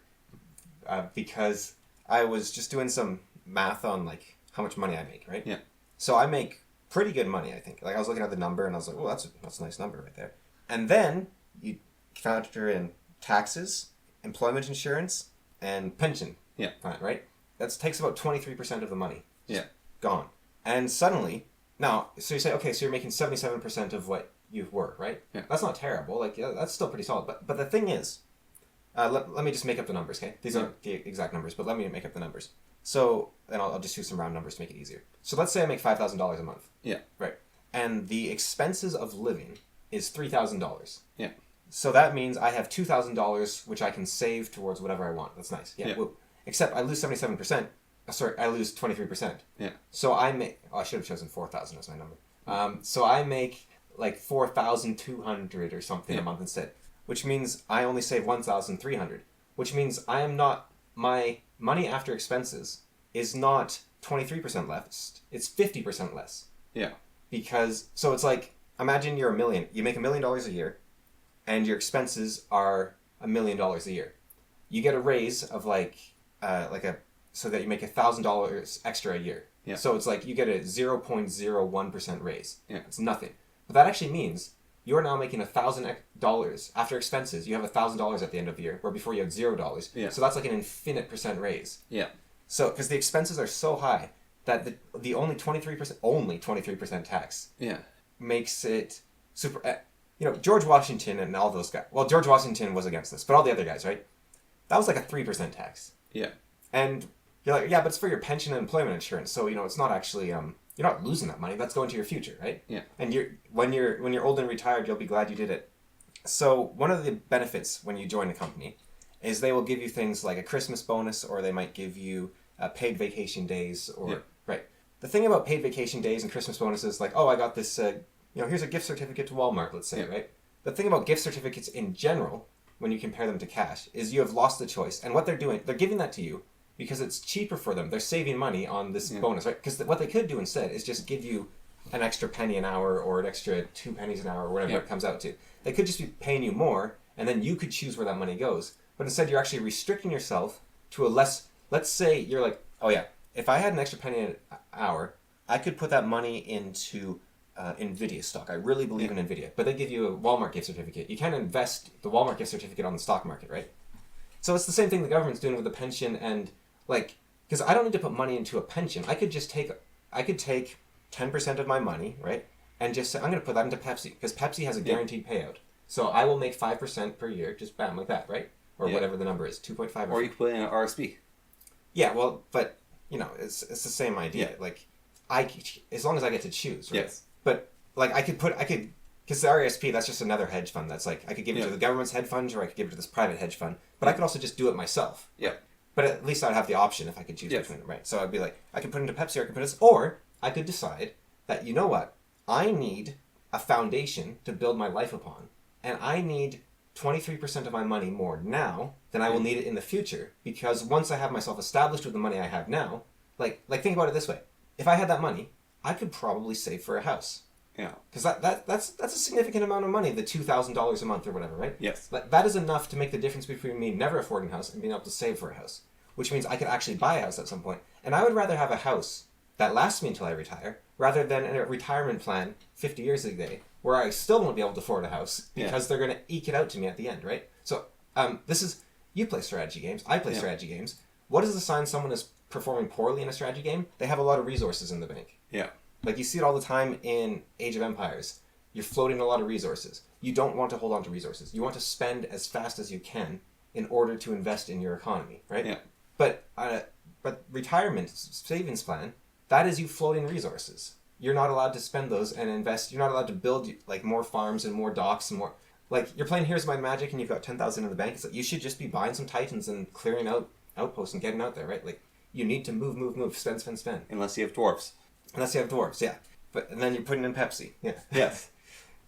But you have that choice, and it's a difficult choice. Man, dwarves pay out 10% per week. Yeah. Per dwarf bank. Like, man, I'm investing in dwarves.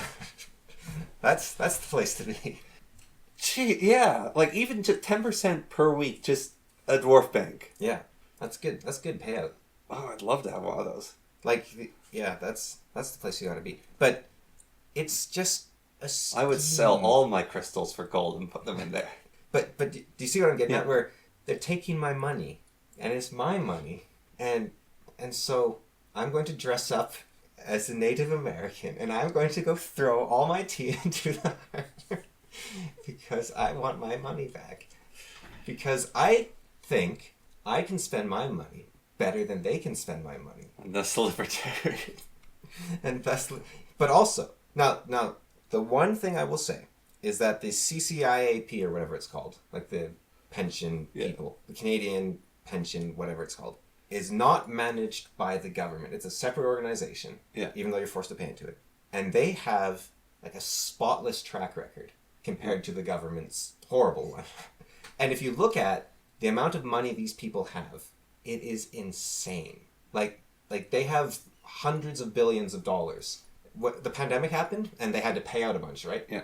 It like dipped a tiny bit. Like, these people, they just have all the money in the world, and well, in Canada, and because we're forced to give it to them. But they manage it very well. Yeah. It doesn't really go down. They're actually keeping it pretty, like, it bounced back up after the pandemic. They seem to be doing a very good job at it, but that could collapse at any point, right? Like, but if I have a house now, then even if they mess up, I still have a house now. Yeah, so your tirade on taxes. Yeah. So population collapse. Yes. It was related somehow, honest. No, it is. Yeah. It is because with pensions. We're paying into a pension that we might never get. Yeah. So instead, I would rather just have that money now to invest rather than hoping that the future, the whole pyramid scheme doesn't collapse. Well, so our whole society is based off, actually, it is our society of the world, is based off two things that have only existed for about 150 years. Yeah. Retirement, which, like, that's not even, like, maybe it's 150 years old, retirement? No, it's like 100 years old? Yeah, it's like 100 years old. Yeah, so retirement's 100 years old. And then continuous perpetual growth. Yeah. Well, can I quick thing on retirement, right? Yeah. So the retirement age was set at 65. Yeah. When it was first introduced in like 1910 or whatever it was. Yeah. Or maybe it was 1920. I think it might have been to do with the Great Depression, actually, I'm not sure. Yeah. But it was set at 65. The average lifespan of an American, when it was set at 65, was 67 years old. Yeah. You were meant to be paid out for 2 years. Now the average lifespan is like 82. Yeah. That's like I mean, that's nice. You get a much longer retirement. But it was affordable when the person would probably die in 2 years. Yeah.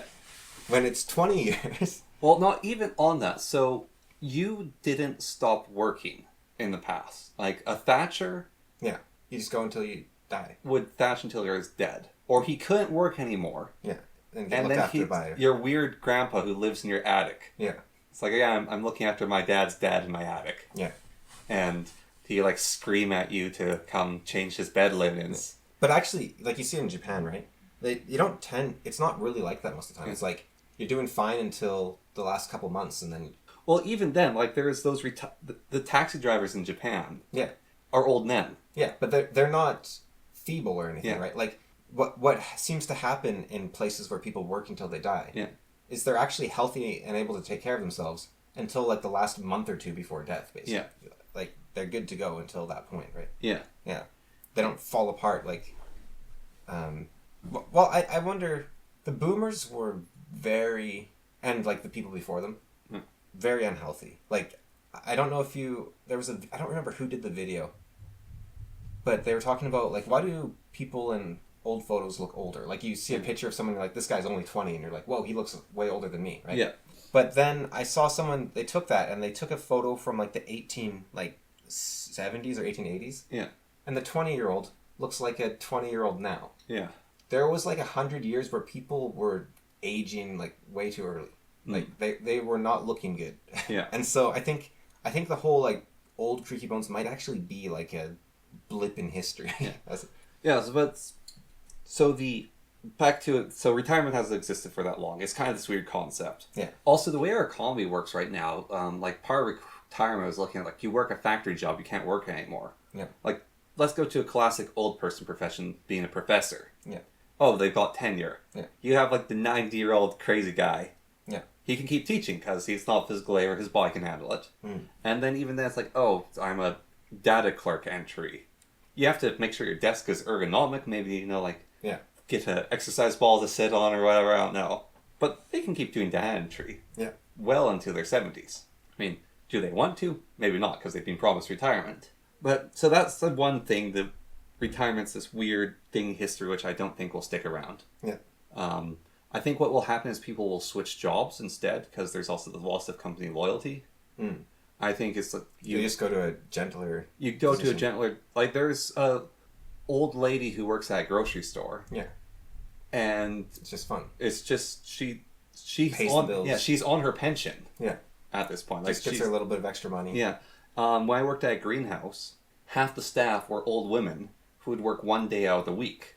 Yeah. And my boss would sometimes lament about how bad they are at doing their job, but they're her friends that she would have come work for her anyways. Because it's like, they work here, they enjoy passing the time. Yeah. And then she gets to complain about how hard their work is when they're not there. And they get a little bit which can go towards, a toy or whatever they want. Yeah. Yeah, and like one of them, she wasn't like late middle-aged woman who was an electrician who decided she didn't want to do that work anymore, and so she'd work at a greenhouse 3 days a week. Yeah, just gentler. Yeah. Yeah. And so there's those pivots and stuff. So that's the one thing. And then the other is our constant like expansion and running everything on debt because you'll make more money in the future. Yeah. Like when you play Europa Universalis, it's bad to be in debt. Yeah. And one of your goals in Universalis, like you don't want to be floating too many resources, but you want to be sitting on at least like 1,000 in case a disaster happens. And you need, like, an event happens where it's like, pay 1,000 gold or you get like 20 revolutions. That said, I will often go like pretty deep into debt, like pull out like 5 or 6 or 7 loans to hire a bunch of mercenaries to conquer like half of Britain or something, right? Like if I have half of Britain, I want to conquer the other half, I'll just like lose all my money to a huge swarm of mercenaries and like take it all, and then I'm paying off debt for like 100 years, but I'm making way more money. So but it's kind of funny that the government is the one making those risks, but they're not letting you take those risks. Yeah, well, so when America went off the gold standard, that was Nixon, right? 1971. Yeah, they basically knew the economists knew that it was going to start becoming a wild coyote run off a cliff, and you can't look down. Yeah, they knew that. So I've heard. Yeah. And so anyways, back away from that thing to the population collapse. So, like, these are the things that they're saying is going to happen. Yeah. So what do you think will happen with population collapse? Like, Um, will ghost towns start appearing, or...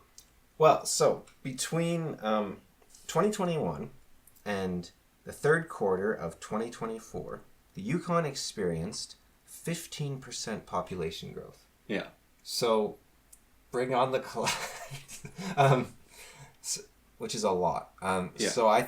So population collapse, like what?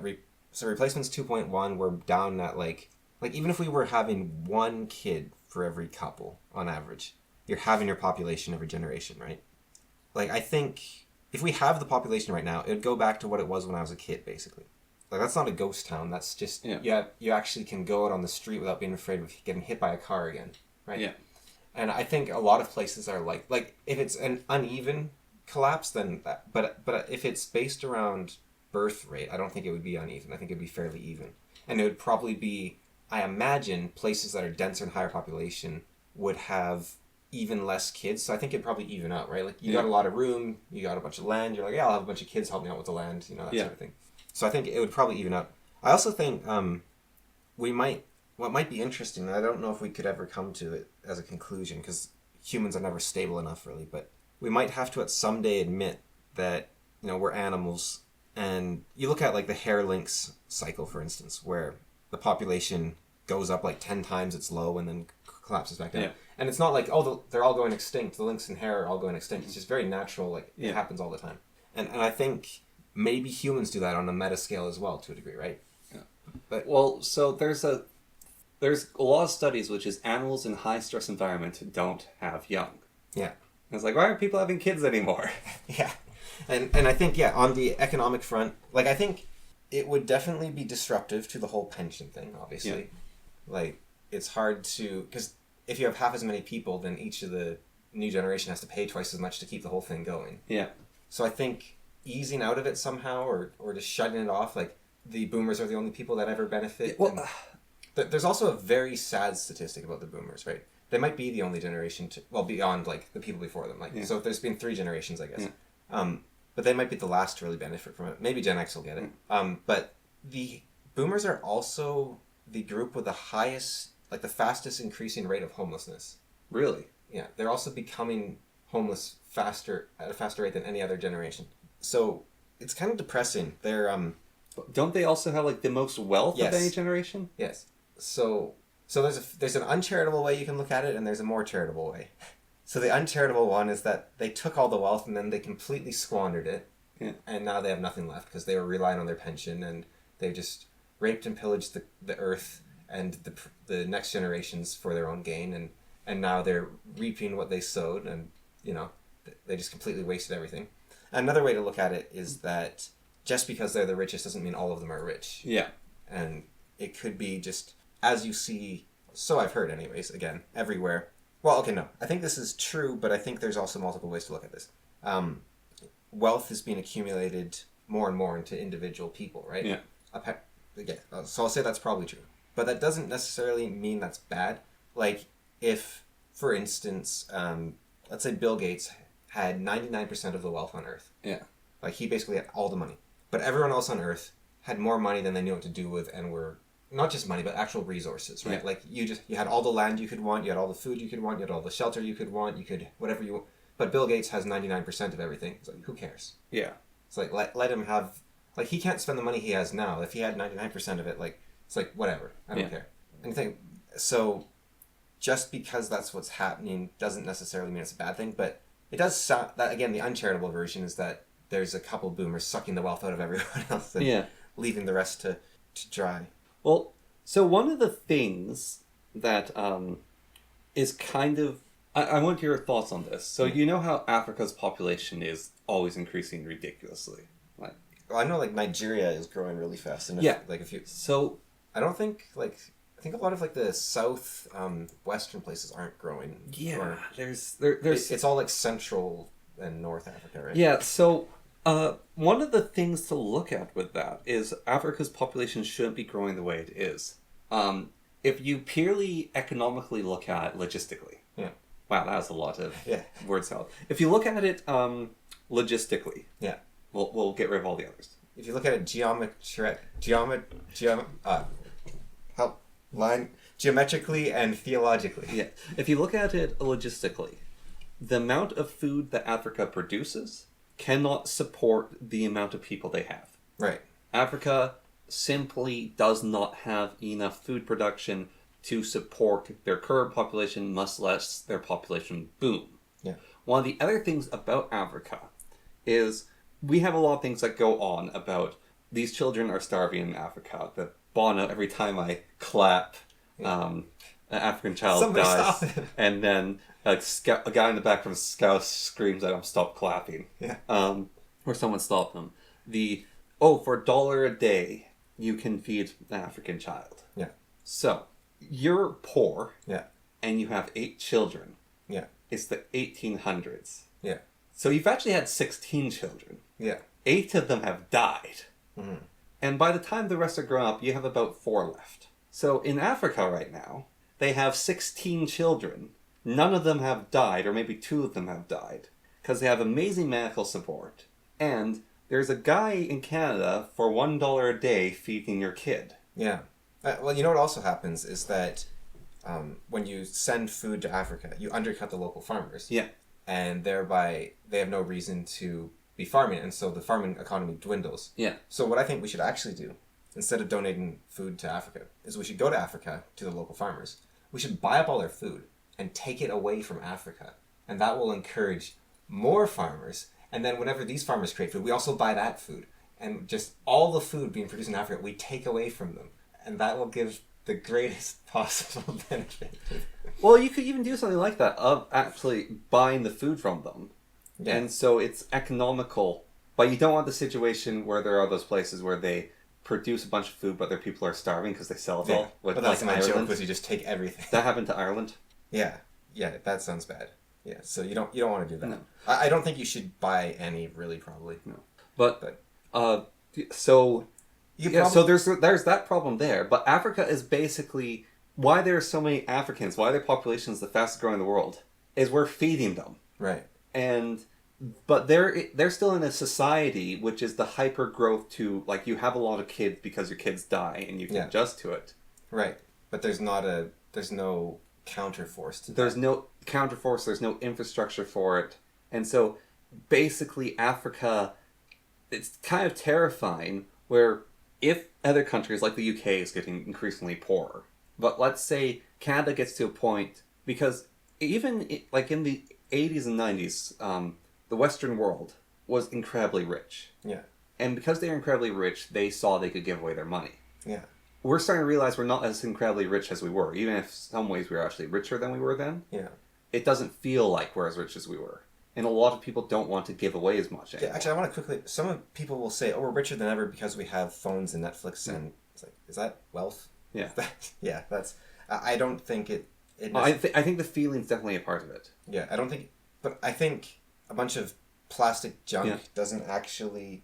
it's not the same... Like, I think the real measures of wealth are like, can I eat whatever kind of food I want? Yeah. Do I have as much land as I need? Yeah. Am I stressed out by my neighbors? Like, that's where wealth is, I think. Yeah. Yeah, and so there will come a point in time, maybe there won't, but I feel like there will come a point in time where we feel like we can no longer support Africa. Yeah. And then what's going to happen to it? China will sink.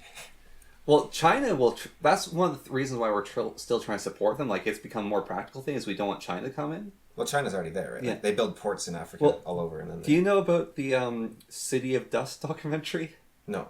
So, a Chinese guy, who's like a part of the Belt and Road Initiative or whatever, he's in Africa, and he's trying to do these initiatives of building things. The which initiative, sorry? The Belt and Road. The Belt and Road.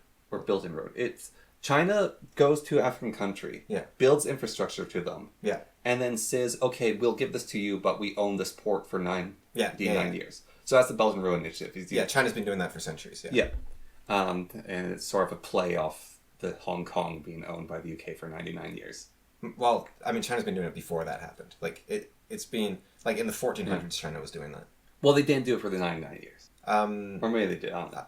they would build ports and just for trading. Yeah, I don't know if they kept them for the 99-year things is actually a form of Chinese pettiness. Okay. It actually is documented as being okay. But anyways, this guy's part of that program. Yeah, so he's going into like the African countries and he's trying to build infrastructure. Yeah. But I think one of the things he was trying to build a highway. Yeah. And the documentary is him basically losing his mind over how impossible it is to work with the locals. Because he's like trying to build a road, he's trying to build a city. And one of the things that happened is he had all the equipment and he's hiring them to like work with equipment. And parts of the equipment kept getting stolen. And he tried to build a road. And he tried to build a bridge, I think. And they took apart the bridge to get the rebar out of it for raw metal to melt down and sell. And so there's a problem in Africa where people try to build infrastructure and it gets destroyed. Like electrical lines get dismantled so they can take the wires out.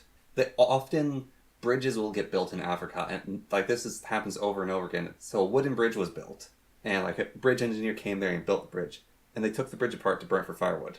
Or they build a school and they dismantle the school. So it sounds like there's a very short-term kind of thinking going on. Yeah, there's a short-term culture in Africa, which is very tribal.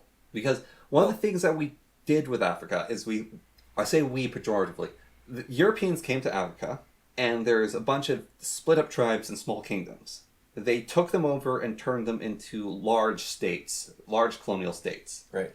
And there's this accusation that after World War II, they drew lines on the map and said this country, this country, this country. One of the consequences of that is you have a country, let's just take Chad, for example. Yeah. Might not be the case for Chad, but we're just going to take it. And we say, this is Chad, this is the country of Chad.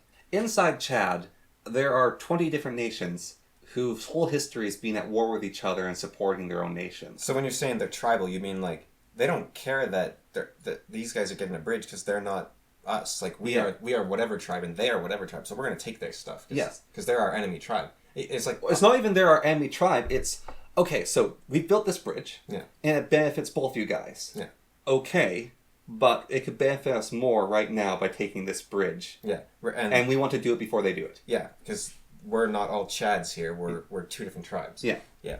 Yeah, so that leans into the short-term view because... Yeah, and one of the things to look at with Rhodesia is Rhodesia was the breadbasket of Africa. Or actually it changes the narrative actually in a way. It's like it's not necessarily short-term. It's because it would be short-term if you were trying to build a nation, right? Yeah. But they're not trying to build a nation. They're trying to build... Well, they are, but they're trying to build their nation, not those other guys. Like Rhodesia, like on the food thing, Rhodesia had enough food to feed Africa. Yeah. It produced a ridiculous amount of food. Rhodesia doesn't produce that food anymore. Like I said, all the decolonization happened. Yeah. There's I go back to Rhodesia. All right, we'll conquer it again. Fine. We'll just... No. What? It's like Africa's in a very weird state, which might have its own kind of population collapse that will happen, and it'll be a very nasty population collapse. Do you think they'll... Oh, because people can't afford to keep paying them? Yeah. Or do you think, like Nigeria, for instance, I think they have the fastest growing population and economy in Africa, right? Well, certain parts of Africa might come out and actually stabilize. So do you think, like, Nigeria might, I don't know, like, stable, like, yeah. Well, what I think needs to happen, actually, I don't know, maybe it is harsh, maybe it's not. Is it harsh to take away your charity? Sort of. Like, it can be the right thing to do if the charity is hurting. I think Africa needs extreme tough love. Yeah. Like, if we're not going to give Africa the tough love of colonization, which is a different kind of tough love. I'm not sure that counts.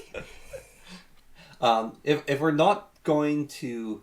Like, I would say that African colonialization... Well, I don't know. Like, African colonialization was very specifically to extract resources from Africa, right? Like, it wasn't like the Mayflower being like, we want a place where we can live and... You say that, however, the Rhodesians were Rhodesians. They lived there, and same with the South Africans, Boers. But they were but like the colony was established for the purpose of resource extraction, though, right? No, it was established to live there. So they wanted to live there. They wanted to live in this untamed, unused land. Right. So do you know who Cecil Rhodes is? Cecil of Rhodes. Cecil Rhodes. Cecil Rhodes. It's a guy. He had a dream. Yeah. from the South Horn of Africa to Egypt to build a train. Right. And he did it. And he settled in Rhodesia, or whatever it's called now. But Ethiopia, maybe? No. You keep using... Bosnia? No. That's in the Balkans. Yeah. But anyways, people they settled a whole bunch of areas and lived in these different places. They actually lived there and they wanted to keep living there. They are producing food there. Those people consider it their land. It was no longer about resource extraction. It's just about living there and being people At least there. reactionaries. I'm going to start calling, I don't know. What can I do? I can call the UK, Okay, I'm calling it... Saxony or something. I'm calling it that because I can't remember its other name right now. But let's move up ahead from that and go to the... I think for Africa to become what Africa could become, we gotta stop giving them plastic and food. And this ties into the population collapse in that they are facing the same risk. They're facing a risk that's equal and different. Right. But do you think... Okay, so... Well, one of the things is what we're doing right now to try to... it's like you're slapping tape on a leaking pipe. Yeah. Is we're taking the people from Africa to try to shore up populations in different parts of the world. So do you think population collapse is a bad thing? Obviously, if your people are all starving to cause it, that sounds terrible. Yeah. But that's not what's happening in Canada. No. People just aren't having kids. Now, the fact people aren't having kids, that seems like a sign of stress, right? Yeah. So I think that is a bad thing. However, I think having our population every generation for the next, I don't care how many generations, actually sounds kind of nice. It makes you less of a world player. You're less powerful. Yeah. So from the top down, I am the king of the world and I want my country to be powerful perspective, it sucks. And that's why people come up with stuff like the Century Initiative in Canada, where they want 100 million people in Canada by 100. But I would rather live in a city with a third of the people or less, right? Yeah. And, less traffic, less pollution, more... I think it would be trickier if you needed... everyone to be farmers to feed yourself, right? But if you only need a handful of farmers, then that's more natural resources to go around. Yes. So that means, at the very least, housing prices should hopefully go down if you have half as many people. Might not because of other investors, but you'd hope that would be the case if every house is... in Nigeria... In Japan, houses depreciate in value. Because the population is slowly going down. Yeah. Which is... people look at Japan as a failure, right? Because it was the fastest growing economy on Earth, and it was... set to surpass everyone. Yeah.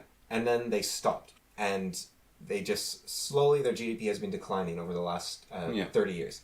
But you go to, I don't know, I went to Japan and we went to a poor guy's house. He lives with his 4 kids and his wife and everything. Yeah. And he's not poor, but he has a 3-hour commute and he's working late hours and everyone lives in the same little house.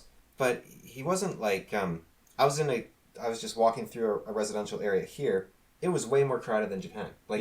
It was hard to breathe. It was stifling. Well, so what's interesting, you said that guy's poor. Yeah. And so you compare it to the house that I stayed at was there and we visited briefly. That's a wealthy house. Yeah. That family is incredibly rich. Yeah. Actually incredibly rich. And their house was maybe twice the size as the poor guy's house. Yeah. And there was only 3 people living in that house. Yeah. And they had a small bit of property.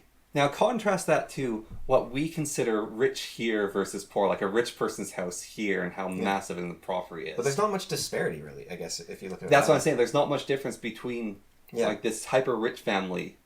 But also... And, even their... inside their house is very similar. And part of the reason Japan's... if you look at their GDP per capita, it's basically staying the same. It's not like they're just becoming poor, right? It's just they're not producing as much because their population's declining. But everyone has about the same amount of money, so of course your GDP will decline. Yeah. And it's so you're getting more and more space over time. Your property prices are slowly going down. Yeah. And you're staying about as wealthy as you were. That sounds good. And also, sustainable growth or just sustainable decline even. Yeah. Sounds because I do think what would happen if population halved in a generation is you would suddenly have way more resources and you'd be I can have kids now. I got space. There's room for kids. There's room for...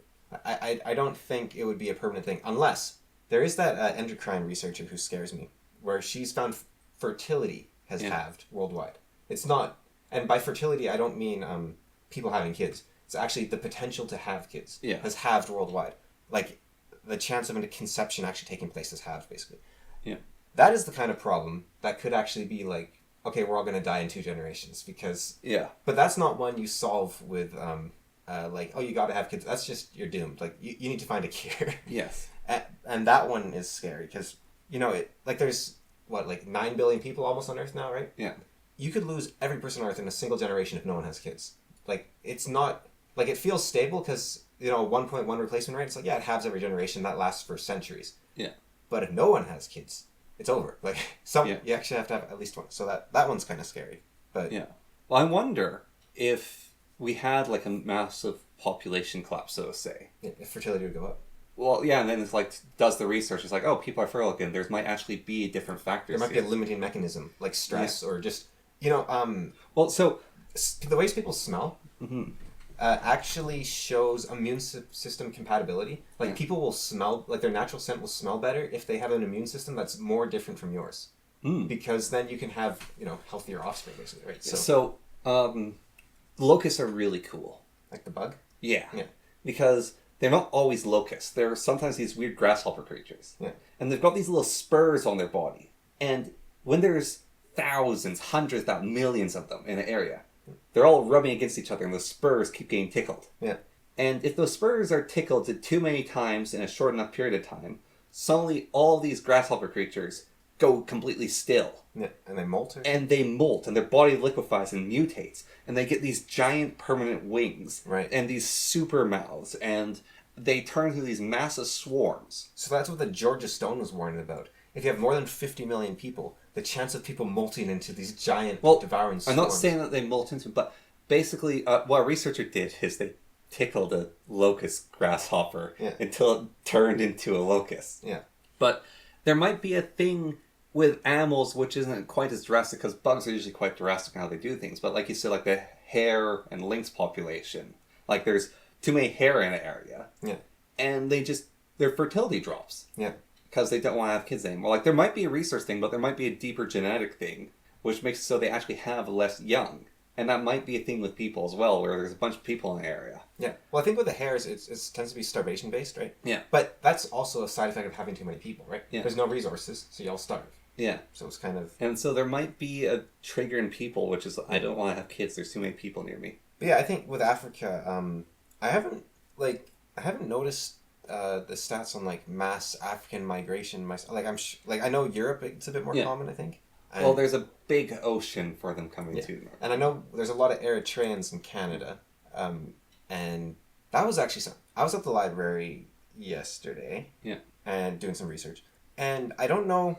It's hard to tell because this was the university library, so it could just be universities full of stupid kids, right? Of course, that's what universities are famous for. Yeah, stupid kids. But it was strange. First of all, there was more people speaking Hindi than any other language. Yeah. Like English speakers. When I went... Also, there was tons of groups of people, of Indian people, standing together, talking. Right? Yeah. When I went to that same university, I'd hang out with my Polish friend. Yeah. So there were still international students, right? Yeah. But I'd hang out with my Polish friend, I'd hang out with my Irish friend. That was basically the only 2 foreigner groups. And 1 American. Hang out with my American friend. There wasn't groups of Irish and groups of Poles. And it was like random selection of people worldwide, right? And there was also like right when I was leaving, there was some Indians and some I think Filipinos. I think it was Chinese possibly okay. or Japanese maybe. But yeah, Filipinos are more common here too now. But now it's just Indians in groups, right? Yeah. So I was in the library, and what I noticed was it wasn't all of them, but there was this group of Indian people, like, basically yelling across the library to each other. Like, talking and laughing and joking and, like, making tons of noise. And then there was a guy, I don't know what the Eritrean accent is, but that's the most common group of Africans we have here. But I think his accent sounded more like, Ghanan, possibly. Yeah. He kept getting, like, super loud notifications on his phone, like, ding, ding, ding, ding, ding. And then he was watching a video, like, speakers on blast, just like, oh, this is great, watching it. It was a country where they speak English because the video was English, but it was heavily accented as well. Yeah. So, same accent he had. So I figured it was something from home, basically. So what I was wondering was, like, do they have a different library culture in, like, India or Ghana or wherever this was from? Because, and I that And I was trying to think, like, what I knew of the culture of other libraries, which is, like, nothing, right? Yeah.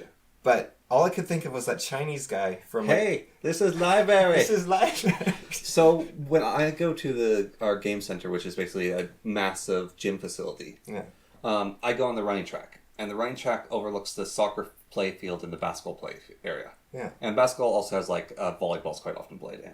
And so, what quite often is I go there in the evenings. And there's usually 1 or 2 groups of Indians playing volleyball. Yeah. And they, like, every once in a while, they'll have, like, a loudspeaker blasting music. Yeah. And it'll be going, like, throughout the whole building. No other group of people has, like, a loudspeaker blasting music. And it will be pure Indians playing the volleyball. Like, you look at the soccer game. Yeah. And there's, like, 1 or 2 Indian guys in there. There's, guy, I think, from Niger, who plays soccer. He's in one of the teams. There's Norwegians, Germans. Yeah. They're all playing soccer. And so there's, like, a spread group. But in the volleyball is, like, pure Indians playing volleyball. And every once in a while, you might see a non-Indian playing with them, but that's quite rare. And there are, like, these massive clumps of Indians, basically, doing gym, and even on the running track, it'll quite usually be individuals running or maybe a couple running.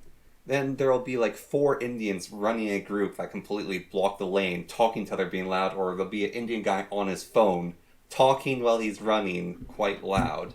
Now this is where I think 2 important factors come in, statistically and also like Hitler's mistake, right? Yeah. So, because I was trying to think about this, and I was thinking, first of all, maybe it is a cultural thing in India and wherever this African guy was from to be loud and noise in library, and it's like, and they would, if you just said to them, hey, we want to be quiet in our libraries, they'd be like, oh yeah, you don't realize. But the problem with Canadian and British culture in general, right, is that our culture is to stew in resentment silently and expect the person to be quiet. Yeah, because we're not gonna say that. We're gonna be like, yes, until they change, but we're not gonna say anything. So that's our culture. Yeah. So it's a bit of a conflict. It's kind of like the Athapascan cultures, like the Navajo and the people up here. They have a culture based around secrecy, which means that it really frustrates anthropologists because they're like, your culture's dying, can you tell us what it is? No. And they refuse to tell them about their culture. Can you tell us about our culture? I'll never tell. Well, but what it means is, because think about it from like the Navajo perspective, right? Either your culture slowly dies over time because you refuse to let anyone use your culture. Or you betray your culture. Or you betray your culture so it doesn't exist anyways. Yeah. It's like how the Maoris sued Bionicle. On the one hand, you're like, well, your culture's just going to die.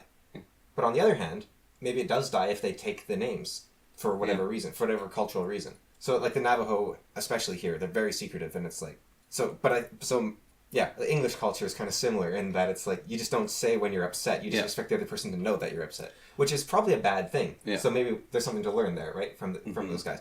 But then the second thing, we have like a 24% Indian population now or something, like in here specifically, not Canada-wide. It's 24? It's something like that, yeah. It's huge. Yeah.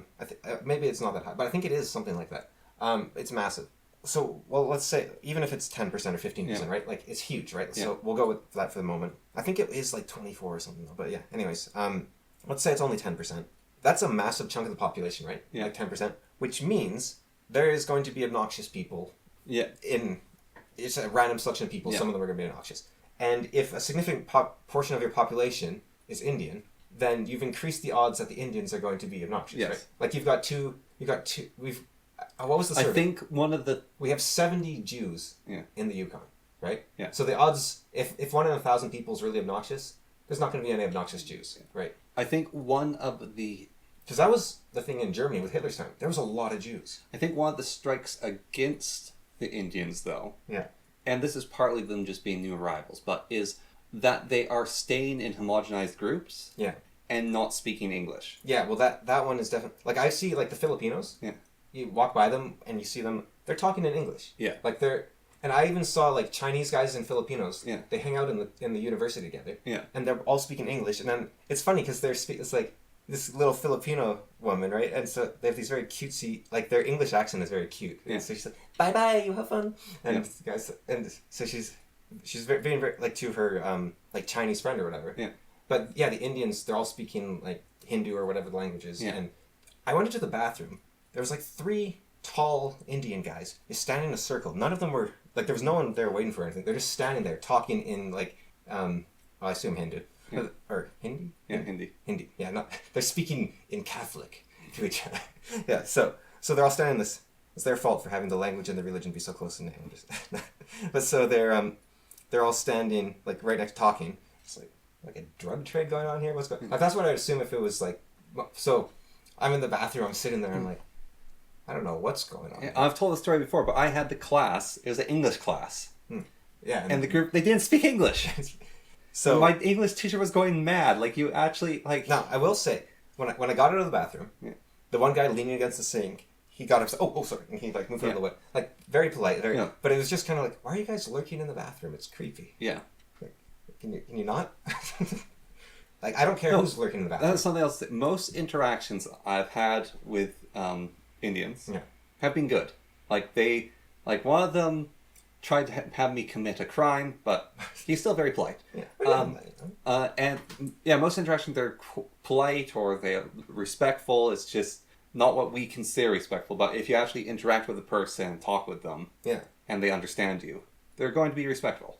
And I think that's the other thing is, that could have been maybe in India you hang out in the bathroom, but in Canada you hang out in the bathroom to do drug trades or to skip class. Yeah, or you're a group of girls. Yeah, and then and I don't know what they're doing, but they're practicing kissing each other and trading drugs. No, girls go to the bathroom to practice kissing each other. Oh, wow, that's gross. Yeah. Like, the bathroom? Like, ew. Go to, like, the library or something. There's a lot of germs in the air there. They don't want the boys to see them practicing kissing each other. The quality of... Like, it's a university, right? Yeah. I'm very disappointed that the graffiti on the stalls is in broken English. Like, this is a university. I want highbrow. Should be in prose. Yeah. It should be an iambic pentameter. But it's just like... Me like Amy so-and-so so much. I don't care. Yeah, so I do think in the short term the population collapse will probably cause a lot of suffering. Yeah. But I think it might actually... I don't... Like, why... Well, the suffering would be, like, no pensions, less people doing jobs, so infrastructure suffers, maybe. Infrastructure suffers, there's a bunch of old people to take care of. But I think, like, right now... We are at an infrastructure for a population that's like 75% of what we have right now. Yeah. So I think that it would actually be positive, right? Like, because there's less people working it, but it couldn't support the amount we have anyways. Okay, but most people look at the world through an economic lens of GDP good, line go up good. And if line go down, it bad. Yeah, but see... If bad, line go down bad. But see, I am not like some crazy, like, uber capitalist. Bad line down. Right, like, I believe... that there's more to a nation than just like the money they make. It's not just an economic zone, right? It's a people. And I think that we should also look after our people in a social manner. And I think... Less people down bad. So I think that, we should have a social nation and... Wait a minute. and we should have, strong borders to keep people in and keep out. And... But, like, you don't want too strong of a government either, right? Yeah. So you want, like, anarchy. So you want, like, an anarcho-national socialist nation. And that is the solution to all the world's problems. You just short-circuited me. Well, if you think about, like, the first thing, like, tiny tribes of families, very blood and soil. Constantly killing each other. Well, not constantly killing each other. Constantly enslaving each other. Not constantly, like, they do it, but, it's like, it's a prank, It's like, you go and you grab a guy and you're like... The whole economy is based around slavery. Not here. Not here. No. You have to go a little further south. Yeah, no. And on the coast. I mean, you can't build an economy on slavery, because you have to... There's not enough people here to do Well, you have to produce at some point as well, right? Like, yeah. You have to actually have something. Yeah. But, geography is very limiting up here. They probably had less fighting up here because of the geography.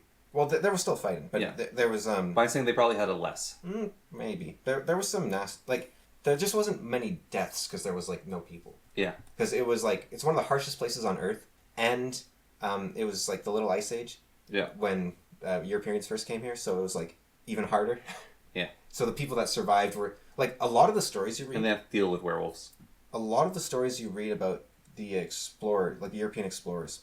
It's like they're going through in a post-apocalyptic zone. Like, they're coming across, like, tiny, shattered groups of people starving dogs and like people that don't know how to make anything or do anything. Like these are not nations. These are like criminals that were outcast from society or something that are like. Disturbing story about Europeans coming to Canada. It was quick. I gotta wrap up. Yeah, we can wrap up with this disturbing story. This is true population collapse. So you know how the Europeans came, and they gave smallpox, and 90% of the population died. Yeah. So one of the other explorers, he came to, I believe, so they say, Hudson Bay. Yeah. So they basically came through into Hudson Bay and they landed, and they knew about this group they'd done trades with before. Yeah. And it was a city, like that's how it was written about. It was a city of like First Nations Hudson Bay area. Yeah. And so they came with the boats and they went to this village, and they came to a village full of corpses. Because the 100% of the population had basically died of disease, or anyone left had gone. Right. And it was in a situation enough, like it's a coast thing. So there weren't as many wild animals because they were scared of the people. And there's like still packs of dogs going around, so they were like eating the corpses and stuff. But they basically came to what would be a small town full of corpses. Right. And like people being eaten, like some buildings were closed up so the animals couldn't get in there. And this guy, he was a sailor, but he was also quite religious, and he was a writer. Yeah. And he wrote a treatise which partly screwed like the First Nations, I believe, which was saying this is a God-forsaken land. Like not, oh, this is God-forsaken. There's dead people. God forsook this land. These people were killed by the wrath of God. Right. And his works, I believe, or like various different observations like him, led to one of the papers being written that the Indian at the time, that's what they called them, is a dying people. Yeah. And we are good Christians, and it's our responsibility to look after them so they can either die in peace or integrate into us. And that's where that whole came from, is these people came to a land that was full of people. There was writings about it. They couldn't believe how many people were there. Yeah. And then they came back only a couple of years later. And they're all gone. And they're all gone and dying. And so it's literally, we have to take care of these people until they disappear off the face of the earth because they're dying. Or those who want to be saved, we can integrate into our culture and let them join us. I've been reading this book, actually, it didn't have that example, but it's like kind of about anthropological racism. And it's really interesting, like the history of how the First Nations are treated. Like a lot of different races around the world are looked down upon. Or First Nations are almost always looked on as these like elves, kind of. Like these people that are receding into the West. They're going to disappear. It's very sad. There's one that talked about how, you know, the black man, to save him, you must enslave him, because if he is free, he goes into chaos. Yeah. But if you enslave the First Nation, he dies. Yeah. And like... Well, they observed that. Yeah, it's like, you can't put the... It's like their spirit is inherently free. That was the thing that they talked about a lot. I watched Django Unchained. I will prerequisite that. The First Nation doesn't have the 3 little dimples in their skull. The anthropological writing. Yeah, well, actually, a lot of it is about the skull sciences that they did. Like, there was a guy who invented craniometry. So he'd take a skull and he'd fill it with buckshot, and then he would measure the volume of the skull. Yeah. And so he'd rank races based on who had the biggest hole in their skull, basically. Yeah. And that it was interesting though. This book, like, it's talking about all the biases that the past had, right? Yeah. But it says, and naturally, this was totally wrong way to measure like intelligence. They don't say why. Like, I think I know why, right? Like, we think folds are more important, but it's like their processing power is inherent to volume, right? Yeah. So I don't think he was actually wrong, where he was saying that like the like his order of the intelligence of the races in the way we determine like IQ, right? Yeah. That doesn't mean that the race itself is inintelligent, because skull size is also going to correlate to, like, you know, hunger, starvation, right? So it's like, and you could have a person with very little processing power, but they're very clever all the same. They got a lot of wrinkles or whatever, right? Yeah. But he wasn't not measuring something, I don't think. Yeah. And maybe so I don't think, I think even the book's bias shows where it was saying like, oh yeah, the past was so racist. It's like, because another example they give was how this one guy was super racist. I think he was the same guy actually that invented he's like, Caucasians are the best, black people are the worst. In the middle you have, like, near the top of the lower races you have the Hindus, and then you have the Chinese, and then you have the First Nations, the Indians, just to be confusing, and so went down. But so it's like, oh, this guy's super racist. But one of the things he said, because this author's going on and on about how he was like, how inferior they were. Yeah. But one thing he said is we need to marry the First Nation people because then we will inherit their strength and their cunning, and they will inherit our civility and our... Was the guy's name Soromon? No, it's... I forgot his name. It's like Murray or something. Sounds like he wants to make Urukai. He wants the savagery and cunning of men and this...